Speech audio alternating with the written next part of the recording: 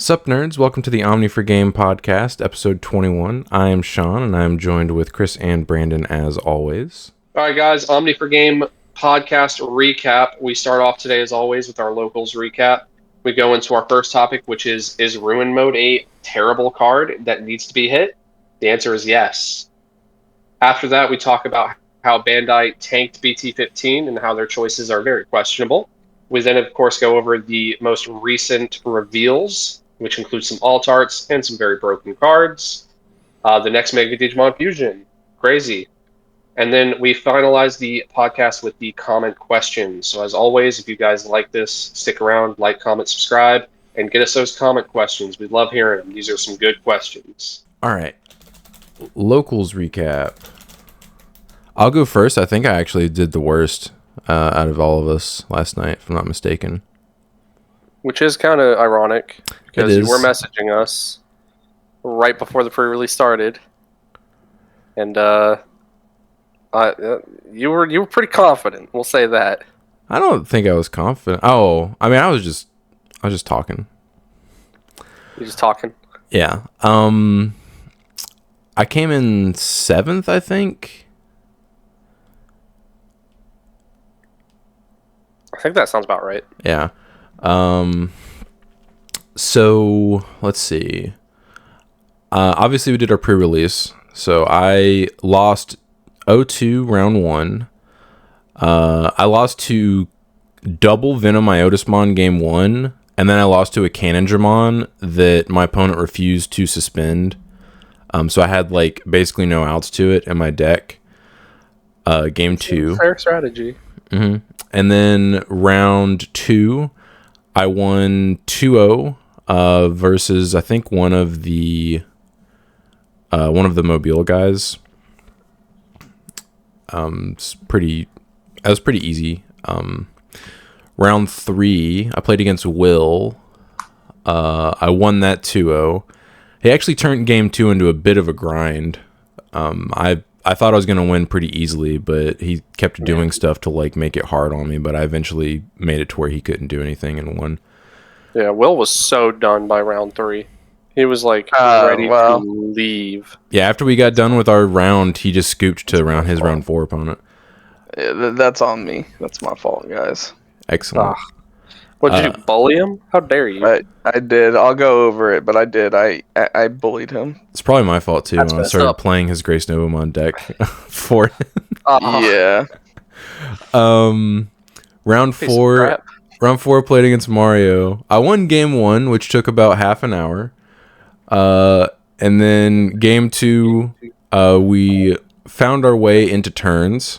And he was able to win on the final turn of turns. So we drew. So I went 2-1-1 and came in 7th out of like 18 people, I think, or something. 19. 19? Okay, sick. Which, quick thing, like, we haven't had 19 people in a while. And it is slightly, like, I don't want to say it, like, really killed my vibe. I would like it if some of these people showed up on regular every week. Nights. Yes. Yeah, like I was talking to some of them, and some of them were like, "Yeah, I mean, just Friday nights aren't a good night for me. Like, I'm not able to come here every Friday." How'd you manage last night then? I'm literally sitting here. Last night was Friday. Yeah, I was about to say, like, this is a Friday. How are you here? I can't blame the Mobile guys because I wouldn't want to make that drive every week. I mean, but that is fair. Strictly making the drive just to get our pre-release kits is a little frustrating because there were some of our like regulars that just flat out were like, okay, we're not playing, and then left. Mm-hmm. Yeah, that's frustrating because they all got there super early. Well, yeah, I would prefer if at least some of those people showed up every so often, and except for like not just pre-release. Yeah, not just pre-release and never again. Because like I had never seen some of those people last night, like ever. Mm-hmm. Some of those people I'm not gonna like get onto at all because it was like some of their first time ever playing the game. Yeah, well, excellent. I hope they start coming. Yeah, they were over there just playing with the new starter decks before we started, and now I did have to like kind of pushed them into position because, again, once everything was handed out, I started running the tournament basically. We did mess up. We knew that kid was new. That one guy was new, and we did not go over it with him. Will sat there and watched him play his deck wrong the entire night, not knowing that he could Digivolve on top of any colors. And Will brutally bullied the hell out of him the entire first match. And I asked Will, I said, Will, why did you not tell him? He goes, well, I just thought he knew. You know this is his first night. Because Will was like, I could tell that he didn't know because he would just hard play stuff. So Will was like, Will was like, give me this free win. He's like, easy work, let's go. Yeah. It was so. Also, something that we probably should have mentioned before the tournament, because I ended up having to tell Mario this in round 4, because Mario didn't know.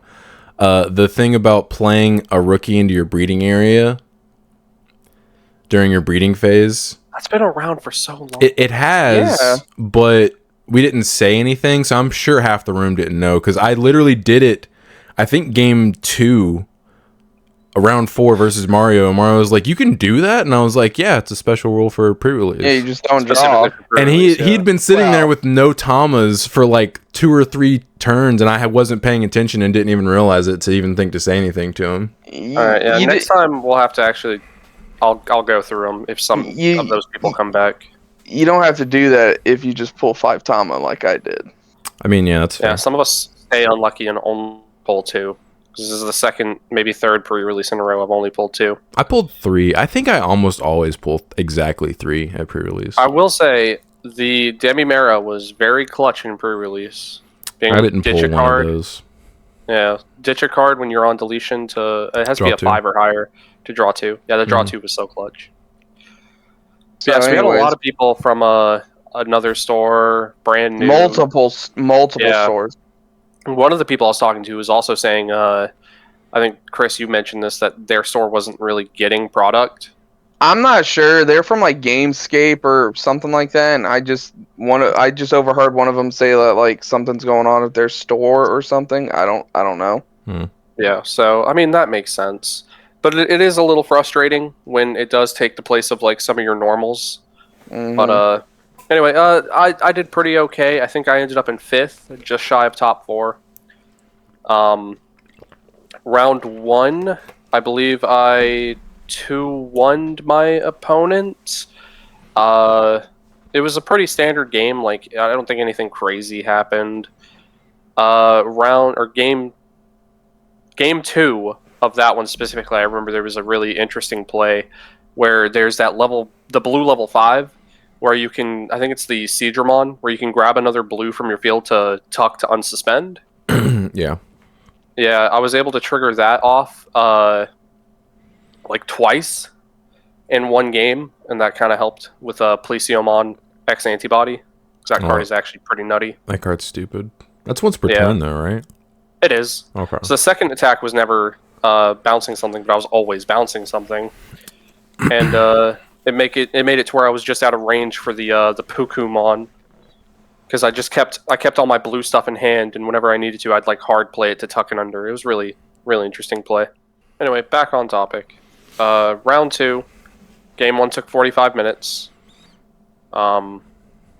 Barely managed to lose. We start game 2. Time has called. So I basically just packed up and looked at him and said, alright, so we drew. 1-0-1. Technically his win. No, I was about to say, you did not draw. He won. Well, we drew game 2, but that means he wins. Yep. And then I had to explain to him for 5 minutes what that meant. Was this not... Who'd you play? Finley. He knows that. Yeah, you'd think. That's how he wins matches. He's a straight up liar. He tried to ask me how these past couple formats have been, and we all know that he's still playing an online tournament, so I don't know what he's talking about. I don't know for sure if he's playing in online tournaments. Remember Ben literally said he saw him in one of those online tournaments like a month or 2 ago. No, he saw him at Nats, but he was playing One Piece. Oh, okay, so I'm wrong then. I take that back. Yeah, he used to play in online events when he wasn't coming to locals, but it's been a while since I've seen him. Oh, okay. I didn't know he was playing One Piece. I thought Ben was talking about him playing Digimon. Nah, he saw him and like spoke to him, but he was there for One Piece with his family. Okay. So anyways, round 3, Bran. Round 3, I played against one of the new guys. Was it the new guy? All of them were new guys to me. I was thinking, I know for a fact round 4 was like a new guy. But I can't remember for the life of me what round 3 was. I mean, honestly, it was pre-release. Like, was it the... Yeah, okay. Round 3 was the girl. No, round 4 was the girl. Round 4 was the girl. So, listen, it's pre-release. I don't care. Like, I mean, does it really matter who your opponent was if you don't? Yeah, exactly. I ended up 3-1, I think. Mm-hmm. It was pre-release. Like, my best pulls were Cannondramon, Plesiomon X. Oh, I did have one really sick play. Those were probably 2 of the best megas in the format. Yeah, Megadramon. His inheritable's not a once per turn. So you unsuspended it and de-evoed their stuff again? I double de-evoed somebody with the level 5 combo. I tucked the level 5 under. Not level 5, but I had the Dramon is going to go so hard. That actually reminds me, Will, round 3 versus me, evoed into Levia X. And it was actually kind of funny because I had a level 4 and a level 6 on the field and 2 Tamers. And he could only delete one of my Tamers. That's hilarious. But I had an Omekamon in Raising, so I promoted Evoed into level 5 and then swung into security and de-evoed his Leviamon immediately. And I was like, no. Get wrecked. Get out of here. I will say one of my opponents did drop a Levia X on me as well. I had to give them 10 memory to out it. I mean, it's worth it. That guy has 3 checks. Get swung at the face with 3 checks. Yeah, I'm not letting that through. Yeah. Essentially what I had to do is they gave me 4 memory, which is exactly how much I needed. I hard played Colemon, stripped the bottom 2 sources, and then I had to hard drop Pukumon, stripped the top 2 sources, and then bot deck a card with no sources. That was literally my only out. So I said it ended up 3-1. It was a pretty okay pre-release. It was whatever. Pre-release is pre-release. I love pre-releases. My favorite format. So I literally had night and day tournament. I started up 2-0 and then I finished 2-2. So round 1 I played Grayson. What place did you come in? I don't know. He was like 1 below you. Oh, I didn't do the worst out of us. I thought Chris top forward for some reason. Here's the crazy part. Okay. Here's the crazy Chris part. did the worst. My two losses are to the guy who finished first place and the guy who finished second place. So that's awesome. So round 1, I just beat Grayson. It was his first night back in weeks. He didn't know what any of the cards did. I mean, guaranteed not really most of us did, except for us or some people who actually read their cards. Round 2, I played Will.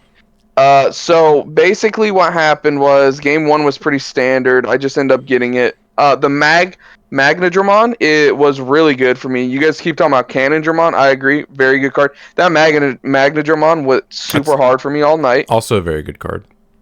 I would literally Digivolve into it, kill their level 5 or something, and then I would put that Celestial Arrow. Oh my god. Around my security. This guy had the combos. And then that is the wombo part of it. Literally, no, this is what happened. I would do that, right? And then, trash something, give something 9,000, put it on top, and then Will would attacked into it, and he had to, if he wants to get through it, he's gonna have to, right? I guess. So I go, okay, that's fine. You are eventually gonna have to hit it. I mean, he's true, eventually gonna have to. I wouldn't do it immediately. So I would be at 3 security. I would flip it. Okay, I would activate it, trigger it, trash another thing, give something like -12. Then I would take that level 4 yellow card and go. Pubicmon. Yeah. So that was like game 1. So game 2 against Will, he promotes something, swings. First check is that card, that level 4 yellow card. comes into battle, right? That card got 3 free checks in, and would go back to my security. He was never able to clear it out and get rid of any more of my security because it would come back and it would just recover, and it would just keep getting free checks. And it was like, yeah, it was hilarious. So I bullied him. He kept trying to. He's like, I kept trying to set up the Leviathan X on you, and I'm like, what? Okay, then build it in the raising area. Like, he kept bringing out his level 5s, and I would just get rid of them. Then round 3, I played against the guy who eventually won the tournament. He was like a really good player. Yeah, Dante. Yeah, I don't know if either one of you got to play, but he was like really smart. Like, we had one of those matches where I wish we could have recorded and people went like absolutely crap on me because it was actually a really good match from both of us. we both just had answers for each other, and he just ended up having like the Bronchiomon level 5 and was able to just I think get rid of one of my stacks with that card combined with like the Canondramon or the I can't remember. I can't remember. But yeah, we just had answers for each other. He ends up beating me 2-0. They were really close games though. And then is that guy one of the Mobile guys, or? I do believe so, yeah. I think so, yeah. He was a really good player. He was very good. And then round 4 I played against Finley. He had the quartz. What is that card called? Quantumon. Quantumon. Yeah. And he saw both games. Yep. His one-up. He saw both games. I just had no answer. I had no answer for it. Like I would literally. You just call Digimon every single turn after it hits the field. Yeah. He would just build it. And then here's the crazy thing. I had to scoop game 1 because I knew it was taking so long. Mm-hmm. Brother in Christ, when I tell you this is round 4, okay? And he's literally having to pick up Canondramon multiple times a turn. Like the same turn. I literally picked up my phone, started the clock timer. One of his turns lasted almost 6 minutes. Okay? I literally had Canondramon on the field. Okay? And this is round 4. At this point, I'm just like, whatever. Mm-hmm. Fun backstory: when I played against him, he did the exact same thing against Canondramon. I knew he had played against it all night. It's pre-released. Everyone's playing the same cards. You know what I mean? Like, I didn't pull Canondramon, but I did play against it multiple times. Yeah. If somebody saw it, it was in their deck. Yeah. So he would literally pick it up, read it, put it back down, and then do you know what he would do? Pick up the memory gauge, see where he's at. Multiple times the same turn. I can't make this up. I forgot he used to do that. It's been so long. No, I remember. Yeah, he used to do. Still does it. He looks at his hand, looks down at the memory gauge, picks it back up. Bro, you've been at 3 this whole time. Wait, hasn't moved. It hasn't changed. I'm telling you, I don't know what's going on up here. Lots of stuff, dude. I was just having fun. I'm just watching this. I'm just like watching this unfold. He's like talking to himself and stuff, fanning out his hand, memory gauge. Pick up Canondramon, put it back down. Memory gauge? Literally, I that's what I watched. My hand's down, I'm sitting here, I'm just like watching him. The thing is though, he knows he's doing it too, because he goes, "Oh, I'm sorry, I'm just thinking." Okay, whatever. I would have said you need to take an action. Yeah, I mean, I was having fun. I thought this was very enjoyable. So then I eventually had to scoop game 1 because he outs my board with that. Quantumon. And then game 2, game 2, do the same thing. Establish a board. I'm thinking I'm looking good. Boom, hits the board, blows me out. And I just had no answers for it because it's 13,000 DP. Arrow is only 12. I think. I think Policio is the only other 13. If they call Digimon effects, I think the only out for it is the 7th lightning card. Yeah, right. Unless you get them to 0 security and hit it with the 4-cost red option. And here's the crazy part, right? Here's the crazy part. He has it on board, and I have a Canondramon on the board, and I'm like, I've reestablished my board, and I'm like, okay, there's no way he can dodge both of these effects because it's got. It'll protect him. It'll protect it for, right? He'll protect it during my turn because he'll call Digimon whatever, but he can't protect it at the end of his turn. First of all, that was another big fiasco. Trying to explain that he was not understanding that That took Which makes another no 2 sense minutes. because I had to explain the same thing. Right. That took another 2 minutes of him going, well, I'll just call Digimon. He'll be protected. I said, yes, for my turn. But when your turn comes around, it'll die if it meets the requirements. He goes, what? How? It's protected against Digimon. And I'm like, okay. I'm like, dude, pick up the card and read again. This is game 2. Okay. He's already picked up and read this card 30 times. So he picks it up, reads it again. Memory gauge. Hand. I'm telling you. So that was hilarious. Reading comprehension is just not there. And so, and then he's like sitting there. I'm like, dude, okay, I've got this. I got game 2. We're about to go into game 3. Oh no, here's the answer. What have we been reading? What have we been waiting for? He plays the 10-drop fork, or the blue 10-drop. The Pokemon or whatever. Pokemon. Boom. Gets rid of it right away. I said, what have we been sitting here for? What were you worried about my Digimon killing your Digimon at the end of your turn when you could have done that? What were we sitting here for? Like, what is going on? I thought it was hilarious. So I literally at that point just picked up my stuff and said, hey, you got it, man. Hey, good on you, got it. Like, okay, we're good. Yeah, one of the last times I played against Finley in like an actual tournament, he was playing Melga and went to time. He went to time every round. He was playing Melga at full power and went to time every round. Yeah. Full power, like back in BT9, BT10. Yeah. When every other deck got nerfed, so Melga was like the top deck. Yeah, it was unless you're playing security control. Yeah. And went to time every I remember he won all of his rounds 101. What does that say? What does that say about Melga players? I'm just saying. I don't think that says anything about Melga players. That just speaks to Finley. You leave me and my child alone. Hey, when I saw that matchup in round 3, I thought, are we gonna see our first 0-0-1? Oh, bro. Brandon, did they draw in game 1? No, they actually made it to game 3. What? That's crazy, right? I don't believe you. I think they just don't know how to report. I'm gonna be honest. I just think they don't know how to report. There's no way. I walked up. There's no way, bro. I walked up and I said, "What was the game count?" And he said, "We drew." I said, 1-1-1, and they went, "Yes." They're wrong. I went. I guarantee you they drew in game 1, and they just don't know how to report. There's no way. I would put money on this. Me too. There's no way. The only round they got to game 3 was versus each other. There's literally no way. Yeah, I mean, it's a little sus. I don't believe it. I think they just don't know how to report that. But they assume an actual draw is 1-1-1 because they don't understand that that's representing the game count. They definitely drew 0-1. There's no way. I don't believe it. In my head canon, it's 0-1-1. Yeah, it's for sure. It's for sure 0-0-1. There's no way. Oh, 0-1, yeah. Yeah. 0-0-1. You shouldn't have asked 1-1-1 because obviously they're just gonna be like, yeah. Well, and then what ended up happening? What was the game count?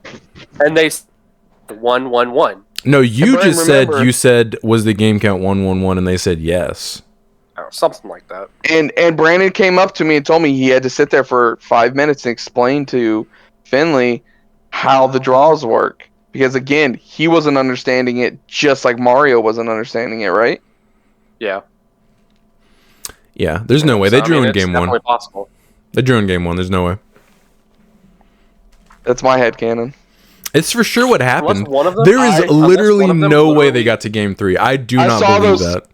I saw that round 3, those two titans, those behemoths match up, and I said, bro, I need to get over there and watch that. I need to. When I got done with my game, or my match, I almost walked over there and said, what's the game count? Like, oh, you should have. I want to distract them for 10 minutes. So yeah, that was locals. That was hilarious. Yeah. Pre-release is so dumb sometimes. I love pre-releases. I like opening fresh packs. I like getting new cards. But I really hate getting cards that aren't supposed to be in this set. Oh God, here we go. No, we're not doing that yet. All right, so first topic. It was a nice little transition. Yeah, that's heated up, man. Chris has presented a question for us. I think I know the answer, but there he goes. Bye, Brandon. Oh. I'm still here. So, you're still here? Oh, okay. Is ruin mode a problem? Is it? I can tell you right now, the comment section will say yes. I think it has the potential to be a very, very problematic card when you start being able to use it more freely in other decks. What decks aren't using it freely? There's only what one. deck is using it freely is Ruin Mode Turbo that Sean's playing with Marcus, because you're able to go into it and swing with it that turn, double ruining mode people. I think what's going to make it over the top broken is when you start seeing what's happening in Japan, where 4 out of the 6 top decks all had Ruin Mode in it. Not even that. Ours. All those Anubis non decks, I'm pretty sure you can double check that they all were running 1 They to 2. always had 1 Ruin. Yeah, and it's just like, yeah, it's for the mirror match, and like the thing is though, if players are smart, especially purple or yellow players, why wouldn't you run 1 or 2 just in case? Yeah. What do you miss out on that card? It's like, look at the platinum for free, and then you can just Evo Ruin Mode on top of it. Mm-hmm. It's just that easy. It's one of those cards where like people would complain about like Death X and what was the other one? The only reason I think it doesn't get Quartz. The only reason I don't think it gets complained about enough is because how much is it? Yeah, exactly. Because not everyone has it. It is a true price gate. It's a price gate card. Yeah, I do think that's the only reason people aren't complaining about it everywhere is because there's a massive paywall, and relative to our game, it's basically infinity dollars. Yeah. PP reduction is one of the very few effects in the entire card game that just don't have a whole lot of counters to it. And it's incredibly strong. Yeah, there's like I'm telling you, 5 cards maybe that stop DP reduction. And it's the simple fact of, okay, if my opponent plays this on me and they just digivolve into it, and you have something in the raising area with under 5,000 DP, you literally have to pass turn. Hey, just time walk. And then guess what? Hilarious. And guess what? It's gonna happen next turn too. They're gonna do the same thing. Yeah. It's such a good card. Like and I just don't think. I think it's because not enough people run into it, and they're like, oh, because the thing is with Death X, it seemed more available. Because maybe like a whole lot of people rare where people cracked that set. Yeah, that set was open quite a bit. So even though that card was BT9, kind of expensive, right? People were still opening that set like in waves. So. Crazy.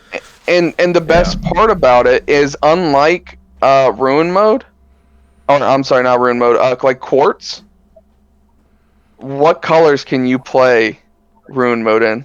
Purple and yellow. Purple and yellow. Purple and yellow. Bandai's favorite two colors. The strongest color for the last 2 months? I don't think yellow is one of Bandai's favorite colors. It seems to be blue and purple, honestly. Yeah, I would definitely say that blue is always going to be one of their favorite colors. Yeah. 2 of their 3 favorite colors. Yeah, the third one being Agumon. That's true. Yeah, Agumon's the third small favorite caveat. color. Yeah, with the small caveat without BT14. Yeah, besides BT14, we don't talk about BT14. So, anyways, like I was saying, I think this card, I don't think it's like a major problem right now because it's not readily available and not many people have it for the base rarity. But if it was and people were playing this more, it would be at 1. It would have been at 1 month ago. People would be I think people forget, like, oh, everyone wanted Marcus hit to 1. It wasn't even the problem. It wasn't the problem. It was digivolving into Shine or Ruin Mode or Shine Greymon for free. That was the issue. Yeah. And it's not the digivolving for free. It's just a Ruin Mode, like its effect in general. Yeah. I think Ruin Mode Turbo is an S tier deck. It just doesn't see play because it's an expensive deck to build, even if you base rarity it. Right. It's like. So I just wanted to get that out there. Maybe get some more awareness out there for Ruin Mode. It's like pushing $400, I think, just for base rarity of that deck. I'm lucky I got my 3. I'm lucky I got my 4. Are they? And they're all alt arts, right? They are. I picked up the alt arts back when the set dropped. I think I got them for like 50 a piece or something. I exchanged my non-alts for the alts. Yeah, I agree. There, buddy. I think the only reason we don't hear complaints about it is just because it's so expensive and it's not widely played because of that. I agree, but like I think people start taking recognition if these purple decks start playing it more often. Yeah, I'm honestly surprised we don't see people playing, because if I had gone in Nats, I would have 100% played Ruin Mode Turbo. That keeps so many decks from just being able to play the game. Like, that's what I would have taken that. No question in my mind. I'm not letting you play the game Anubis. I'm not letting you play the game Red Hybrid. Brandon, you are muted. Brandon, you're muted. The face, dude, it froze on his face. The face. He's like Kermit. You look like Kermit the Frog. Yeah. That's perfect. Oh, that's hilarious. Yeah, I do think it is a super broken card. I don't know if it'll ever get limited. Mm-hmm. But no, I don't think so either. It's definitely extremely powerful, and I think most of the player base sleeps on it for some reason. I don't think it's game breaking like Apoclymon is or like HPD is. I just think it's like a very strong card that people sleep on. I agree. And I want Brandon to be here for my hot take, because my hot take kind of involves the same card. I love that it's just frozen on his face like that, and it's still showing that his mic is muted. For me, it's just his little icon. Oh, I'm staring at, like, the podcast is looking at his face frozen like that. For me, it just says he's me. Nah, he's just stuck on that face for me. That's all I'm seeing. You lucky dog. I wish that was still on my screen. I mean, you'll see it when you watch a podcast back. It's literally it's been his face stuck like that for the past minute. Oh man, that's awesome. You all right out there? Oh, he restarted the whole computer. Dude, why is it still showing him in the call? Dude, I don't know, man. That laptop sucks. Oh, there Discord is struggling. Yeah. It must take up so much bandwidth, dude. I do not understand how it, like, drags you guys down. But it's not even me, though. Like, I got dropped from one call, and that's because our Wi-Fi dropped. But you know what? You're right. It's the laptop. Good. It's that MacBook. It's that MacBook. Oh, that's awesome. Yeah. Ben actually wasn't running any ruin modes in his Anubis deck that he got 21st with. I'm telling you, I think if he would have ran one, it could, like, because that mirror match probably. He said he played 4 mirror matches and he 2-0'd all of them. Really? Mm-hmm. What was he? What spicy tech was he playing? He might have just been better player than them. Yeah, I mean, I feel like he just skill issued them. Skill issued. So he's just playing like 1 Death X, 2 Leviamon, and 2 Biting Crush, I believe. See, me and Bran were talking about this in the car. They were like, Ben's also like, not like a slow player, but he's a methodical player. He's like thinking out every play, and it's just so much different playing against him than compared to other slow players. Yeah.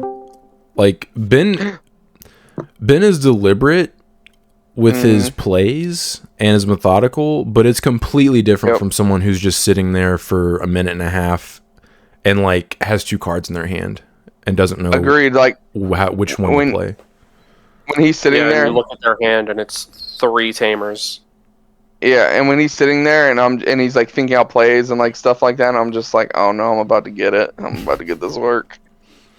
Yeah, there's definitely a massive difference between Ben and people who just can't play quickly for some reason. All right, so now that Kermit's back, I want to drop my hot take. That's part of the ruin mode topic. I think, this is shower thoughts. I think purple players are the smartest players in the game. They have to be.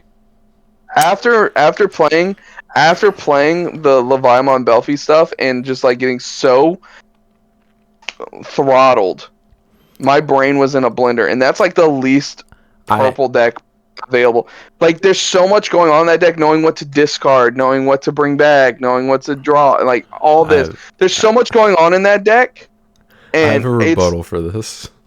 I know I'm just bad altogether, but I still think purple players have to be the smartest players in the game. All right, so I agree with your primary sentiment. I wouldn't blanket all purple players though. I would say good purple players are some of the smartest players in the obviously. game. People who just play purple decks, some of them play them badly, like you. Yes, exactly. Me with Lugamon. I still never. Brandon with Lugamon. Like, I do agree. Purple has like so many interactions and things you have to keep track of. Like, it is very draining to play purple decks most of the time. Yes, it has like a super high skill ceiling. Like the deck can like Anubismon can get you so far just by itself. But like if you want to like do well or play well, you obviously have to be like a smart player and know how to play. And that always seems to be like purple decks. I do agree. Yeah, purple decks definitely require the most thought. Look at OG Lilith Loop. Yeah. Or Beelzemon. Like, Beelzemon involves some, like, RNG, but there was still a lot of, like, knowing, like, what to do in the deck. Yeah, like, knowing what's in your deck, knowing, like, what's there a chance to mill, like, what are my odds of hitting this? Like, Ben, I literally saw Ben once mill cards and then look at his security and go, okay, so that's in security, I can't count that. And it's like he hadn't even been through his entire deck yet. And I'm like, oh, you just know it's in security. And he was right. I mean, he probably had been through his entire deck at that point because Iron Mako bought deck 4 cards. Yeah. Like at that point, it was like he was playing 21 blackjack. He's over here counting cards. Yeah. I would say decks like Beals, people on the outside looking in think it's just like Unga Bunga, but yeah, it's like if you're playing it correctly, it does require a lot. And I've actually talked to Ben about this because for online tournaments, like events that are like 7 to 9 rounds, I don't like playing decks like that because it is extremely draining mentally. And Ben actually said the same thing to me. I think this was a few months ago. He was like, man, I just feel so worn out like after a few rounds. And I'm like, yeah, dude, that's why I play Unga Bunga stuff in those events. Like I play like basically just red most of the time. And I just have like one line of play because I don't really feel like having to interacting. I don't like having to devote that much thought for that long. Like I'll do it for locals, but I don't want to do that for 9 rounds for like a box at the end of the day. Right. Like maybe a Nats invite or actually a 2-round buy.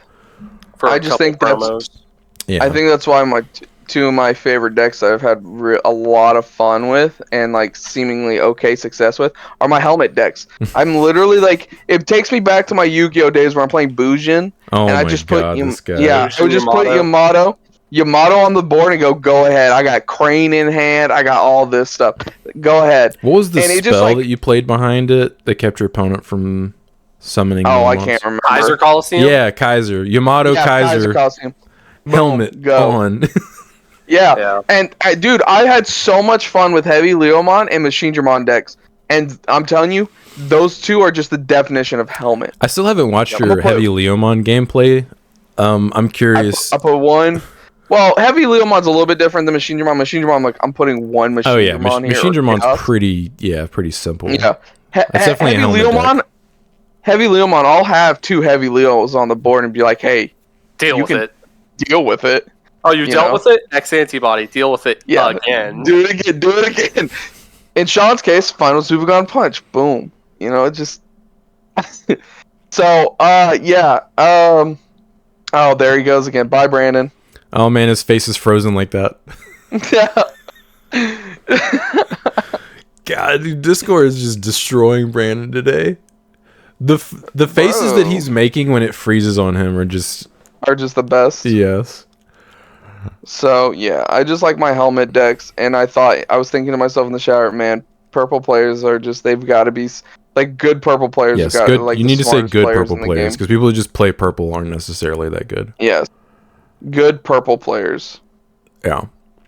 Players who can spend the whole day playing purple and not be completely mentally exhausted. Yeah, because, I mean, if you practice with the deck enough, eventually it'll become easier, because, like, the lines of play will be obvious to you if you've played with it enough. But it's still a lot of work, like, mentally. Yeah. Because you gotta know, okay, I've drawn this many cards. I can discard this and not worry about not seeing another piece like this. Or, like, because that's another thing, like, with Grace Nova, right? Like, you would tuck your level 4s and be like, okay, that's this many level 4s, right? You would tuck a level 5 and be like, this is this many level 5s. I know I'm playing this amount. Like, you gotta keep track of that stuff. Yeah, Grace Nova is definitely... I mean, it's not, like... It's not super complicated, but it's not as unga bunga as it seems on the surface. You do need to know what order you're doing things in. So I was definitely goofing up whenever I was playing Grace Nova, and I'm sure you were doing the same. Oh, 100%. I know I was. Like, I was having fun. Like, when Grace Nova hit the board, I was like, oh, this is nice. And then, but I knew there were, like, so many more optimal plays I could. And I was doing the same thing you would do, where I would, like, tuck the level 6 underneath, not even thinking about, like, it's got to be... You mean the level 7? A certain type. Oh, yeah, the level 7. Yeah, the fact that I did that multiple times in multiple matches. It just made sense. Yeah, like, I was like, obviously it's one of those. Why wouldn't it be? I'm not reading this. Yeah. Of course it can do it. That's the whole point of the deck, right? Like, duh. And when I posted the deck profile before the gameplay, and someone was like, "Hey, you can't do that," and I was like, "Oh no, you're right." No. Well, I'm posting this anyway.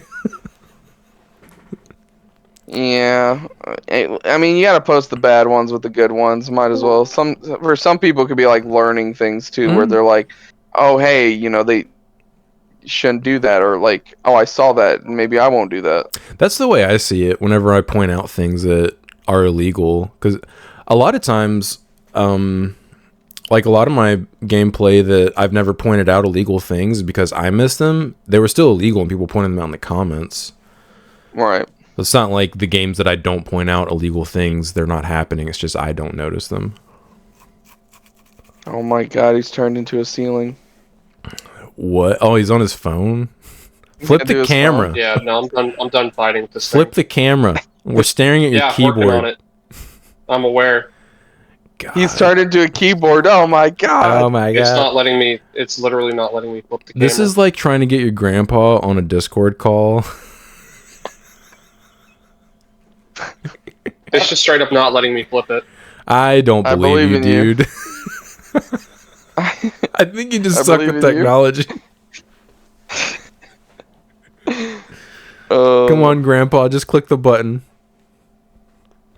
Yes, because there's just a button for me to press. There literally is to flip your camera. I think there is. If you click, hold on, let me double check on mine because I'm also using my phone. I believe if you go to like the little camera thing, it does it. Like you can like select on it. If mine would do it, hold on. It's so finicky sometimes. Like I'm literally pressing it right now. I'm looking at. Okay, never mind. You turned it off. I was about to say I'm looking at something, but it's super close. It's my hand. It's my hand. Yeah, go ahead, Chris. Flip your camera. Oh, it's somewhere in the settings. I don't know. Oh, it's somewhere in the settings. You don't know? I did it so long ago, Brandon. I did it once and then never changed it. Yeah. So, right. Brandon, you want to talk about your topic now? Yeah. Long story short, ruin mode, dumb. Go to 1. Ban it. Hey. No, it's not good enough to go to 1. I think it's fair at 1. If you see it, cool. I mean, the problem with the ruin mode is most decks that are playing it are just playing like 1 copy. Yeah. Well, I'm saying the problem with the ruin mode is if your opponent sees more than 1, they literally just can't play. I mean, that's their problem. If you out their 1 ruin mode before they can swing with it, you're okay. They still have to build a whole nother stack and go into it. Yeah, Brandon, it's not that easy. You can't just ruin it multiple times in a row. Okay, again, the only deck that is doing that is in its own deck. Or the poop deck. No. Poop's gonna poop. What do you want from him? It's the namesake of the deck. You can't limit ruin mode because then you can't play ruin mode turbo. by that logic, they can't limit Gray X, they can't limit Garu X, they can't limit Gabu X because none of those are Gray X Turbo or Gabu X Turbo. I mean, I would argue this is literally Garu X Turbo. Nah. Yo, what happened to Lugamon? Oh, it's gonna be tier 1 this format. You think once Anubismon gets hit, they go back to it? It was Anubis and Apocally that overshadowed it, but now that those decks are getting hit, it's definitely going to come back. It was also, I think, the 3rd to 4th best deck. The problem, because, it could still pop off in OTK, and Apocalypse mills your deck. All right, cool. If I already have all the pieces in hand, I win. Yeah. Thanks for putting all my Black Dottos in trash, stupid. Mm-hmm. Unless they, tuck the, what do you call it, the Alphamon underneath it, and then you can't alliance with your Ben. Lol. Feels bad. Yeah. Yeah, no, I feel like Luga will still be a pretty good contender this format. I think it'll go back to being a tier 1 deck for sure. I'm excited to see how Bunny deck does now that the Alliance starter deck's not going to be immediately overshadowed by the Apocalypse deck. I think it'll be probably around tier 1 as well. Just 1.5, somewhere around there. Yeah, because I think Alliance was always slept on. Like after having played versus it, like I think it's a very good deck. I'd agree. I liked it. Playing against Ben when he was playing was always really fun. That's why I want to play that Oriyumon deck, Sean. That Tamer gives Alliance and reboot. Like that's crazy. I know. And it's in Commandramon stuff. Like I had her in my deck. You can actually play her in any deck that has X antibody. Mm-hmm. Yep. That's what I was doing. I would just tuck her under. I would mind link her with any of my X antibody cards and then swing with reboot and Alliance. Oh my God! Is she broken in Alphamon? You don't. No, I mean, Alphamon's not really a 2-stack deck though. They don't really. They just go 1 stack. Well, what would make it dangerous is if it had Alphamon plus 2 other bodies. Then it's just like all of it. 2 other, one other body. Well, because they're going to spend and then do it again. Yeah, you could literally. They have 5 security. I guess it depends on how many Oryukenmons they put underneath it, right? Well, those are once per turn. They would have to tuck them one at a time. That's what I'm saying. Yeah. Like, it would have to be like, separate instances. I feel like it would clog the deck though, because like she's not searchable. Mm-hmm. You'd have to hard draw her. Right. I think you're already like the Tamers you have in that game or that deck are just already super good. Mm-hmm. I think she'd be better off being teched in like a deck that like has multiple bodies, but also is X antibody at the top end. Like the Commandramon Oryu deck. Yeah. You could play it in Lugamon, but I guess the only benefit you'd get out of that is just the reboot, which you don't really need. Mm-hmm. You don't really need it. You're just aiming to OTK anyway. Yeah, because you already get Alliance from the other one. Also, I don't think you can mind link multiple Tamers. You can't. I think you can only have one mind link in. Yeah, I was just saying like her instead of AG. AG. Yeah, you can't do both, unfortunately. You can play her in Greymon Tribal if you play War Greymon X again. True. Yeah. That'd be interesting. All right, Brandon. Scary. Yeah. Sean's about to start theory crafting.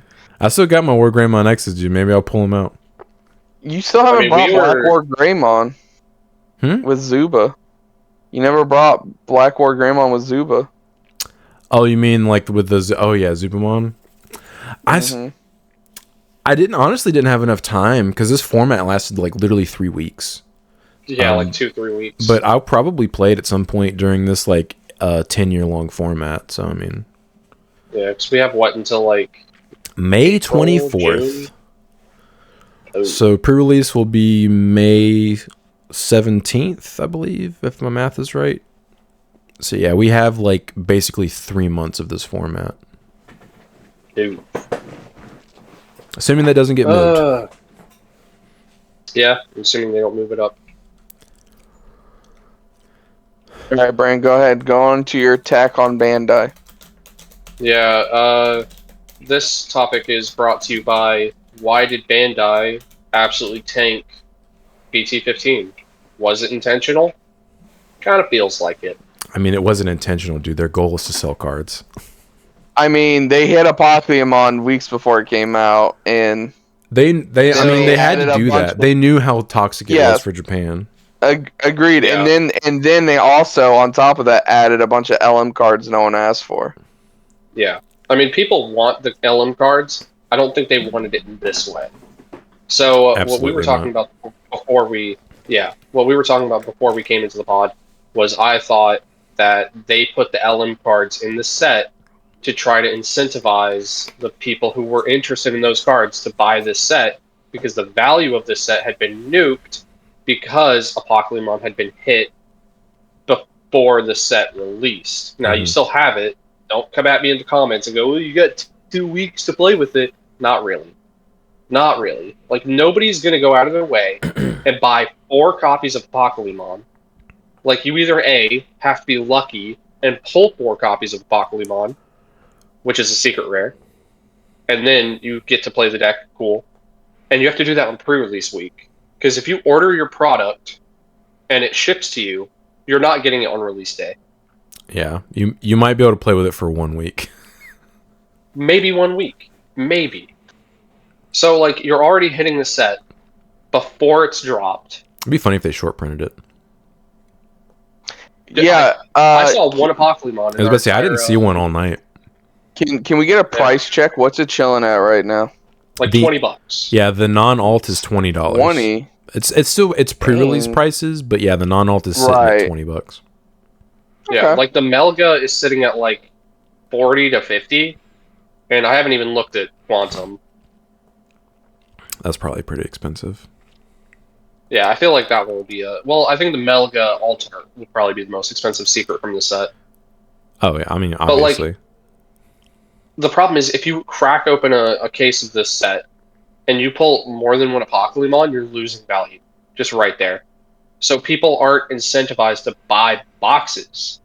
Like, Sean, you normally buy more than 1 box, right? Mm-hmm.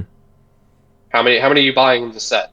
I am buying 1 box, which I already bought last night, and I'm only doing that to open it on the channel, and that is the entirety of the set I'll be opening. Yep. Chris, how many were you buying? This is a crazy instance where Brandon actually bought more boxes than me. I always walking out last night with 2 boxes. I always buy minimum 3 boxes. That's just my number. 3 is my favorite number. That's how many I'm gonna buy. That's fair. I bought 1. Yeah. Which, to be fair, some of it was also because we were only allowed to buy 1. But we had 1 box left over, and the nice store owner looked at me and said, hey, we have 1 box left over. I want to thank you for, running the tournament. You want dibs on it? And I said, sure. So I took it. So I ended up getting 2 boxes. I was the only person at our locals to get 2 boxes. Everybody else was limited to 1. And we almost weren't even able to buy boxes. If everybody who showed up to our pre-release wanted to buy a box, we wouldn't have been able to. Mm-hmm. And I would say I actually was very, very lucky with my pulls for these 3 boxes we had. And I say our pulls because I do count Chris as part of my pulls. Because we share cards. We're not going to be those type of people. Like, he pulled a Gabumon in his pre-release. I pulled a Megadramon, and we just did a little swap. Done as daisies. That'd be funny if you guys I got very share lucky. Cards. It's like, no, this is mine. I was so mad. Sean, you don't understand. I was so triggered when I pulled the alt art Matt. I was like, I was like, damn it. So Chris did good for me. He got me this. That was very nice. I appreciate it. I ended up pulling. I pulled the Weregaru, and we got 2 Melgas. Now I'm still 1 Melga shy from my deck, and I'm 1 Gabumon shy of my deck. But the fact I was lucky enough to get 2 of this from 3 boxes is crazy. Because I saw a post just the other day of somebody posting a case, and in their entire case, they pulled 1 Melga. Yeah. An entire case with only 1 copy of a secret rare in it? That's ridiculous. Apparently, if you buy a case of this set, this is the first time we've ever really had this where you're not guaranteed a playset of everything. And that includes supers. Like, you're not necessarily going to pull a playset of the supers. I will say the LM cards just dilute it so badly. Mm-hmm. I don't know how I feel about them starting to get real comfortable printing level 3s as supers, because those are sometimes the most important cards in your deck. And I'm just sitting here, I'm like, that was a deliberate choice they made. I know, and I'm saying though, like, I'll agree with you guys on this point. Like, if it's gonna dilute those, that's crazy, because you can't even play some of these decks without your without those specific level 3s. That's crazy. That is true. Box we pulled. Sorry, go ahead. I was gonna say that is true. If they dilute the sets like they did with this with LM1, that is really bad. But they deliberately made the super rares start to be level 3s because the level 3s last longer in archetypes. Because like the boss monsters get power crept out, and like the value of those tanks. But if you make the super rares the cards that last longer, which is the rookies, you can like maintain value on the secondary market and stuff. That was like something they deliberately did on purpose. Because like me and Sean, we still play BT5 Agu and Gabu, like in most of our decks. But you look at our top end, he's running BT12 Raid, and that's a newer boss monster for that deck. If you count the good ones. Yep, it's the most recent War Greymon I consider existing. Yeah, the only reason you'd ever run the other one is in that Ulti Cup ruling. Yeah, when I couldn't run any other ones. Well, you actually could run BT12 War Greymon in the Ulti Cup, but you didn't have a way to give you couldn't give it piercing? You couldn't give it piercing, so unfortunately I was forced to play BT14 War Greymon in the Ulti Cup, but... I will also say this. I didn't mind some of the extra, like, foil cards. Because, like, I was getting packs where I was getting, like, 3 to 4 foil cards. I'm like, okay, that's pretty neat. Like, as long as it doesn't mess with, like, the supers and the secrets, I didn't really care about, like, the LM stuff. But then I pulled, like, a Regulus and then, like, a Siriusmon, and I was just like, that could have been something else. Like, just don't make them supers or secrets, and just don't let them mess with that stuff. Just put them in the pack, and maybe, like, and I know people get triggered by this, but...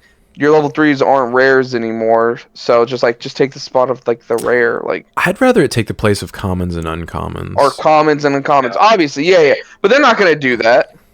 Yeah. So I was pitching again before the pod when we were talking about it. I was pitching that they should have done a separate product where the LM cards were separated. So like they're already releasing these like double pack sets for these sets, and what you could have potentially done is like sold a product that had like, here's 2 packs of BT15 and here's some LM cards. Like you get like a pack of LM cards, and in these packs of LM cards you could have commons, uncommons, rares, and then a final slot that's a guaranteed super, and if you're lucky, a secret. Or something like that. That would have a better way to distribute it and incentivize sales of your other products. Instead of tanking this BT15 set and its ratios. I'm wondering why they didn't come out in like dash packs or like packs in the box. Like, I didn't get that. Like something else. Box toppers. Yeah, like, I think Brandon's theory that he said earlier was correct before we started recording. Is they put LM1 in the set to encourage people to buy the set because they knew the Pokemon hit was gonna like hurt sales. But this is definitely going to backfire on them because it completely discourages you from opening sealed product because you're not guaranteed to see anything you want. Yep. Unless you are somebody who wants nothing but LM cards. But even then, you're having to trudge through the BT15 cards. Yeah, like the secondary market is going to be so high for this set because people are not going to be cracking cases. They're just going to be buying singles. I also think that this is such a weird set. Like, what is in here for people? Like, outside some of the Gabumon cards, like... It was Apocalypmon. Yeah, like... was the deck from the set. The problem is it got turned into the most broken deck to come out in a year. Yeah, the yellow stuff is actually going to be pretty good. It seems like it might be tier 1. The yellow stuff. The start of the Insectoid? Yeah, the Rosemont X line. Stick with it. The Rosemont X line actually seems pretty nasty. Like if you build like a dedicated Rosemont deck, I guess that might be pretty solid because Rosemont X is a nasty floodgate. Can you burst mode on top of X, or does burst mode specifically specify just Rosemon? Oh man, I gotta look this up. I think it just says Rosemon. It most likely just says that would probably make Rosemon, but sense. let's just check. You'll dude. have to hard digi. I think you'll have to hard digivolve into it. I could be I wrong. might have one. Like right here. I can just look at. I'm just looking it up. We'll see who gets to it first. Rosemon. Okay, so it has to be specifically Rosemon. Yeah, but I mean, even then, like you're probably not playing Yoshino. I mean, I guess you could play Yoshino. I mean, you get to play it for free, but you could just. Yeah, I'm not sure how you'd build it. I've never built a green deck in my life. Yeah, but would you want to play that over Venus or not Venus? Bloom.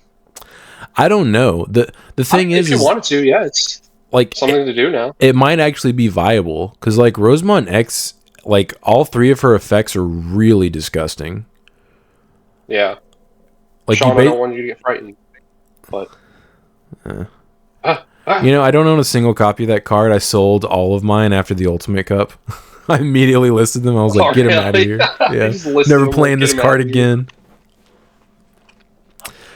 Yeah, I think. Yeah, it's so weird. This set was so weird. Like it's an underwhelming set. This set are weird.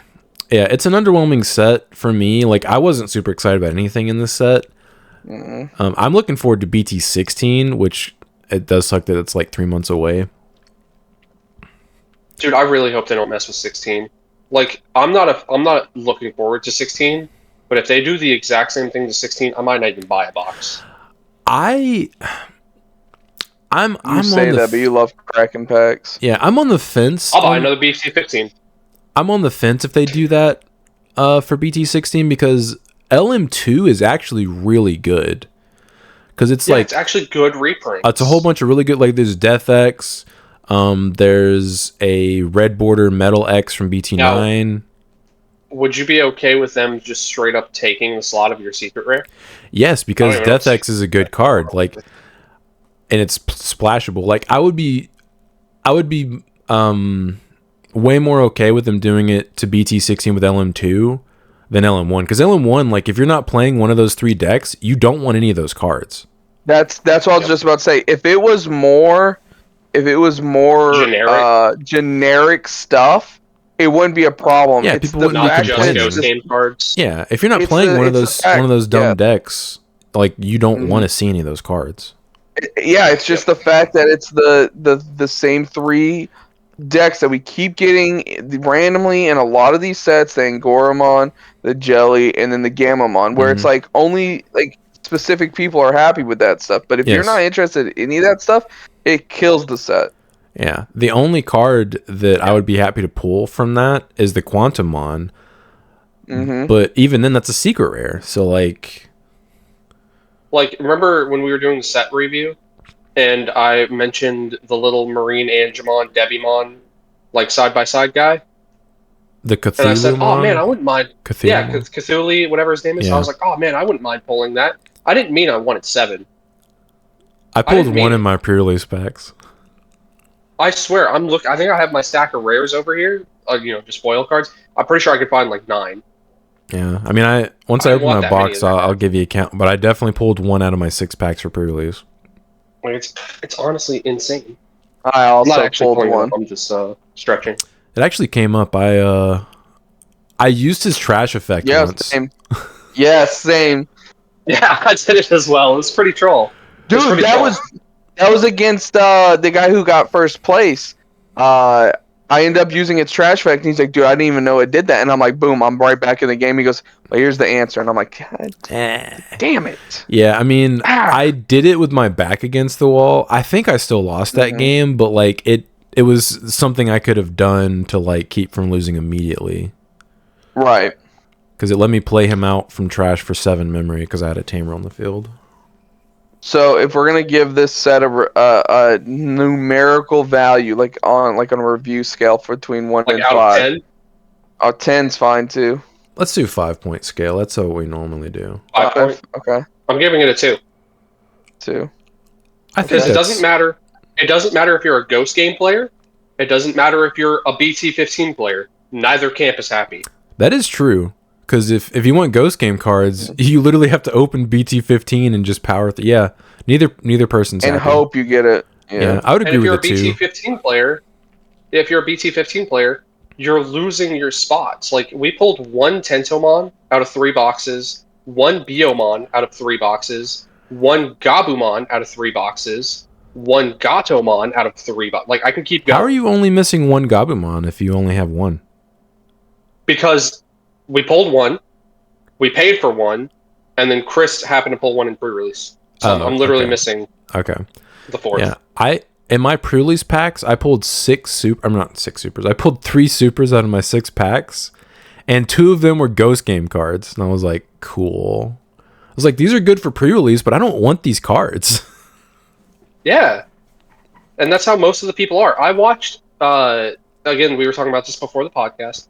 I like to watch box openings the day of pre-release to see what the ratios are looking like. Yeah. And the top comment on everybody's video was, "Okay, cool. So I'm not buying boxes. I'm buying singles this set." Yep. And it had like 30 upvotes, 40 upvotes, and I'm like, this is just what the community's thinking right now. Yeah, I mean, the only people nobody's gonna want to buy this set. Yeah, the only people that are going to be cracking this set are people that just want to crack every set like that. Like, because even me, like, I normally buy a case of every set. I only opened 1 box of EX5, and I'm only going to open 1 box of this set, because neither one of these sets I'm just like whatever. Because here another part is like, for someone like you, for someone like you who's like will resell stuff, it's impossible for you to be able to gauge how can I actually make my money back from this, because one, you don't know if you're going to pull the Melga, and you're not going to know if you're going to pull the green yellow card, the Quantum. Those are obviously the 2 like big selling cards. Yeah, because the Pokemon's dead, so you're not going to be. How are you going to make your money back when the ratios are so off-putting? Yeah, it's like there's no way I can guarantee to even make my money back. Yeah. Yeah, let's say you crack a case and you're that one person who pulled the 1 Melga. Let's say you get really unlucky and you get a bunch of Apocalypse. Like, that's a DOA case right there. It reminds me of EX1 Classic Collection. I don't know. There was only 1 card in that whole set. 2 cards? 2 cards. Analog and Machine German. That's it. That was up until that point, I had pre-ordered a case for every set, and I pre-ordered Classic Collection a case like 2 months in advance. And I remember when I got it in the mail and opened it, you're like, why? It was like I set like $600 to $700 on fire. And that actually kept me from buying a case of sets for like, I think almost a year. And then I eventually like backtracked and bought a case of like the sets I had missed. But like that put such a bad taste in my mouth that it took me months to get over it and actually start opening cases again. Like, I think one of the only things that could have potentially recouped this set is if they would have increased the ratios of some like chase cards. Like, if you guys haven't heard, the ongoing theory is that the Crest Ace reprints, the Ace cards with the crest on them, is apparently a 1 of per case. Maybe. One or 2. Like one out of 1 or 2 cases. Yeah. By the way, that guy got first place, and in his 2 extra packs that he got just for participating, he pulled the Garudamon with the heart stamp. Well, at least he pulled the worst one. Yeah. Still, I mean, it's going to be worth a bit of money because it's a chase card. You can probably at least sell it for like 50. I saw someone post an image of one of those cards. Is that card like? It doesn't even look alt art to me. It looks just like. No, it looks nice. The normal art. They took the normal art. They changed the texture pattern, I think, and then they engraved, like it's actually physically engraved, the crest in it.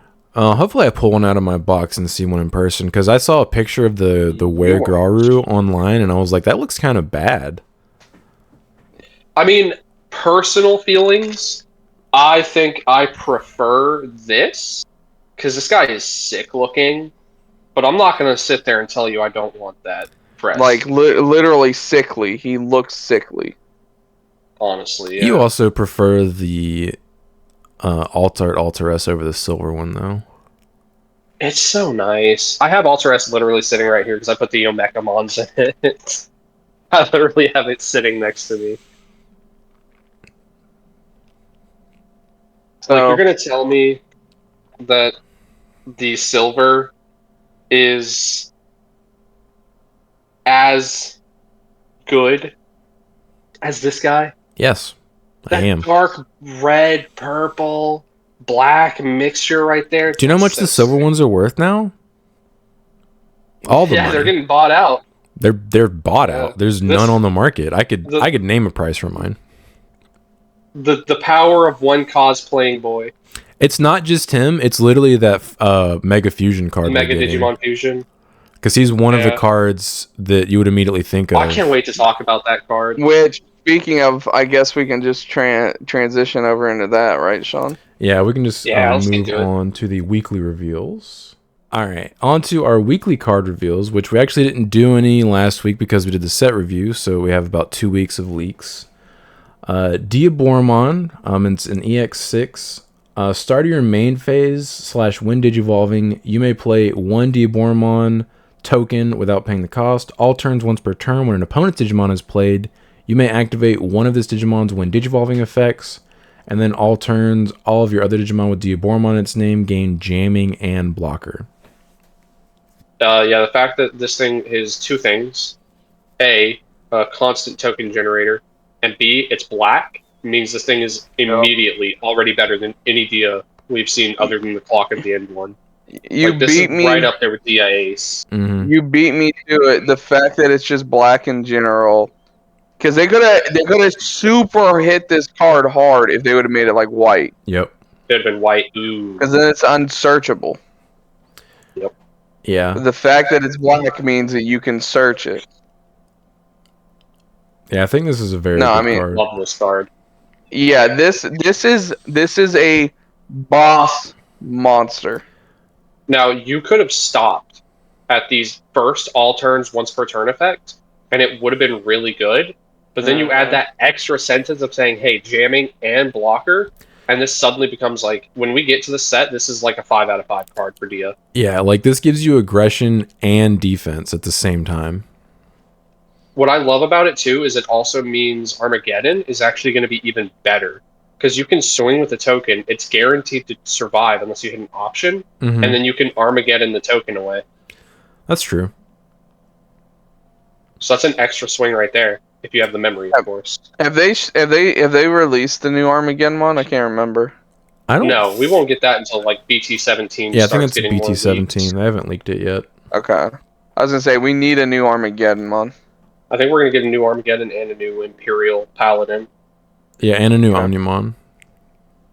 Hopefully, dude. The Armageddonmon's going to be an ace as well, if I remember correctly. They said it's going to be an ace. I think they said that all the level 7s are going to be aces. So we're going to get Omni Ace, we're going to get Imperial Ace, or Paladin Ace, I should say. Mm-hmm.